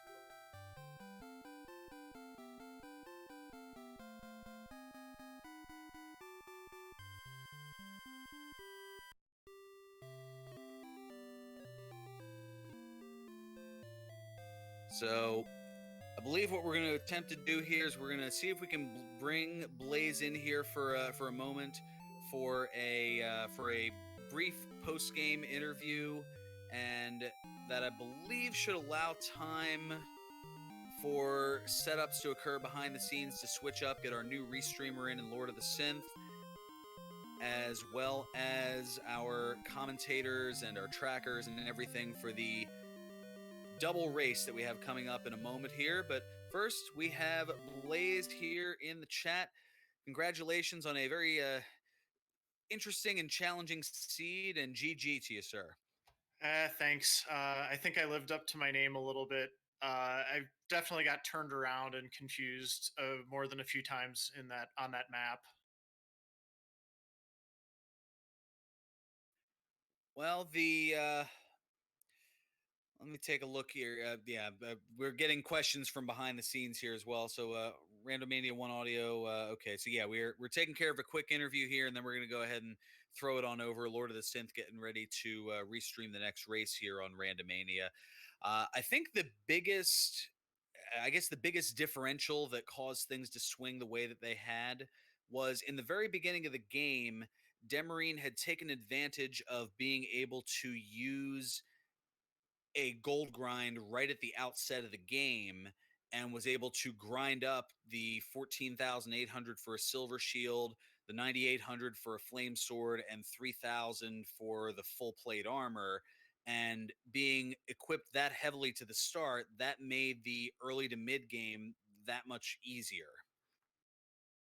Yeah, that makes sense. I'm not sure exactly when that would have been available, but having those two keys at the start was kind of nice. It didn't really lead to anything as powerful for me, but I just didn't quite make it to the key areas of the map until later on. Except I did get Rimmildar fairly early. I felt good about finding that. But then it took me a really long time to track down Mountain Cave with the sword, and then obviously Cole was like the last place on the map that I just could not find, and I knew the armor was there for like probably 30 minutes or so. Uh-huh. You'll be able to see it on the on watching it back on the VOD, but how that had worked in the very beginning was opening the three chests in the throne room, leaving the throne room, going back into the throne room to activate the other three chests that are quote unquote marked as open, and then going into the treasury, opening two of those four chests, and then the third and fourth of those four chests that has your gold grind activated. So she just went into well she first went into Cantlin to see that, oh, it's Cantlin, and then immediately reset the game, so that cost her about 2 minutes. But then she just immediately started on the gold grind and had all that equipment by about 6, almost 7 minutes in. Oh yeah, that makes a lot of sense. I just didn't know that you could trick the game with the three chests and then three more chests by going back into the throne room. So learn something new every day. Absolutely. That is something that only can occur when you have two keys, or well, two or three keys, because we have seen that on a couple of rare occasions. But you have at least two keys in the throne room to start, so you can use the one to open the door to get out of the throne room, and then the other to open the treasury. Yeah, it just I know the gold grind tricks. I didn't know you could actually do it self-contained in the castle like that with the two keys and a gold chest. So, all right, good to know for the future. Yeah. Hey, we all we all have various learning curves and have all played this game at. We've all started at some point and gone up from there. So there's always something to learn from every seed, and even some of the top runners, yeah, they learn different strategies, things that they hadn't considered that they may consider in the future, and that's just what makes it so fun in a sense, in that there is always something new to learn. Yeah, absolutely. And I'm still just learning this game, so I don't feel ashamed for not knowing that. You have to be open to learning new things, and that's one of the reasons I love watching the broadcast and the VOD so much. Is when you watch better players, that's usually the best way to learn. So yeah, I'll make a note of that, and hopefully come back better next time. I'm actually feeling pretty good about how I'm playing the randomizer right now after a month or two of kind of digging in. I had a couple really good practice races earlier today, so I was feeling pretty good about this coming in. It was the kind of map that just doesn't really agree with my brain, so I can deal with that and just keep trying to get better. But hopefully, I'll get one in the win column next time. Well, and looking at that, I mean, even despite the record being 0-2, there are a lot of very talented runners who just things didn't happen to go their way not once but twice. I mean, just kind of looking up and down here. I mean, the Alan Heffley. I mean, Tilo Tilo, the Seawolf One, just to name a few. I mean, there's just looking among the. I mean, there's 16 total names that are going to be in that mix. So I mean, even yeah, it's one of those things of don't let the record fool you, as there's a lot of talent despite the 0-2 start. Well, for sure, I'm looking to a good challenge in round three then. And I also just want to say, on a more personal note, Demarine's a really good friend of mine, and it was really great to race against her tonight. So I'm glad we had a good race. I hope everybody was entertained, and thank you so much to everybody involved with the restream and the broadcast. It certainly takes a lot to be able to get things together. That's one of the things. If you check out the Dragon Warrior Randomizer Discord, you can see at least a little bit of the behind the scenes. And I was going to say, any closing thoughts here before we make the switch to get the next series of races for the tournament started? No, not really. Just thanks again to everybody for helping out, and I hope we get some more good races for everybody this evening. And I know, like I said, especially with how many of these races have been broadcast, I know how much work gets put into that. So thank you just so much to everybody who's involved in the event. Absolutely, 32 a week during the Swiss rounds here. It definitely it makes for a lot of challenges as far as availability and everything. Sometimes you get solo commentators and trackers, and sometimes there's a whole bunch more to say the least here. But thank you so much, GG, once again here, Blaze, and make sure to give both of our racers a follow here, Demerine2 and moonblazewolf, as they brought you a heck of a race here tonight. And make sure to show some love to the folks behind the scenes as well. Fury SK, our restreamer, High Spirits, our tracker, and myself, I'm FearonBurgundy, saying until next time, may your moves be excellent and your seeds stay classy. Stay tuned here as we'll be bringing you double race action, Empty Eye against Lavkian and Amazing Toaster against Jackamus Wedge next here on Randomania.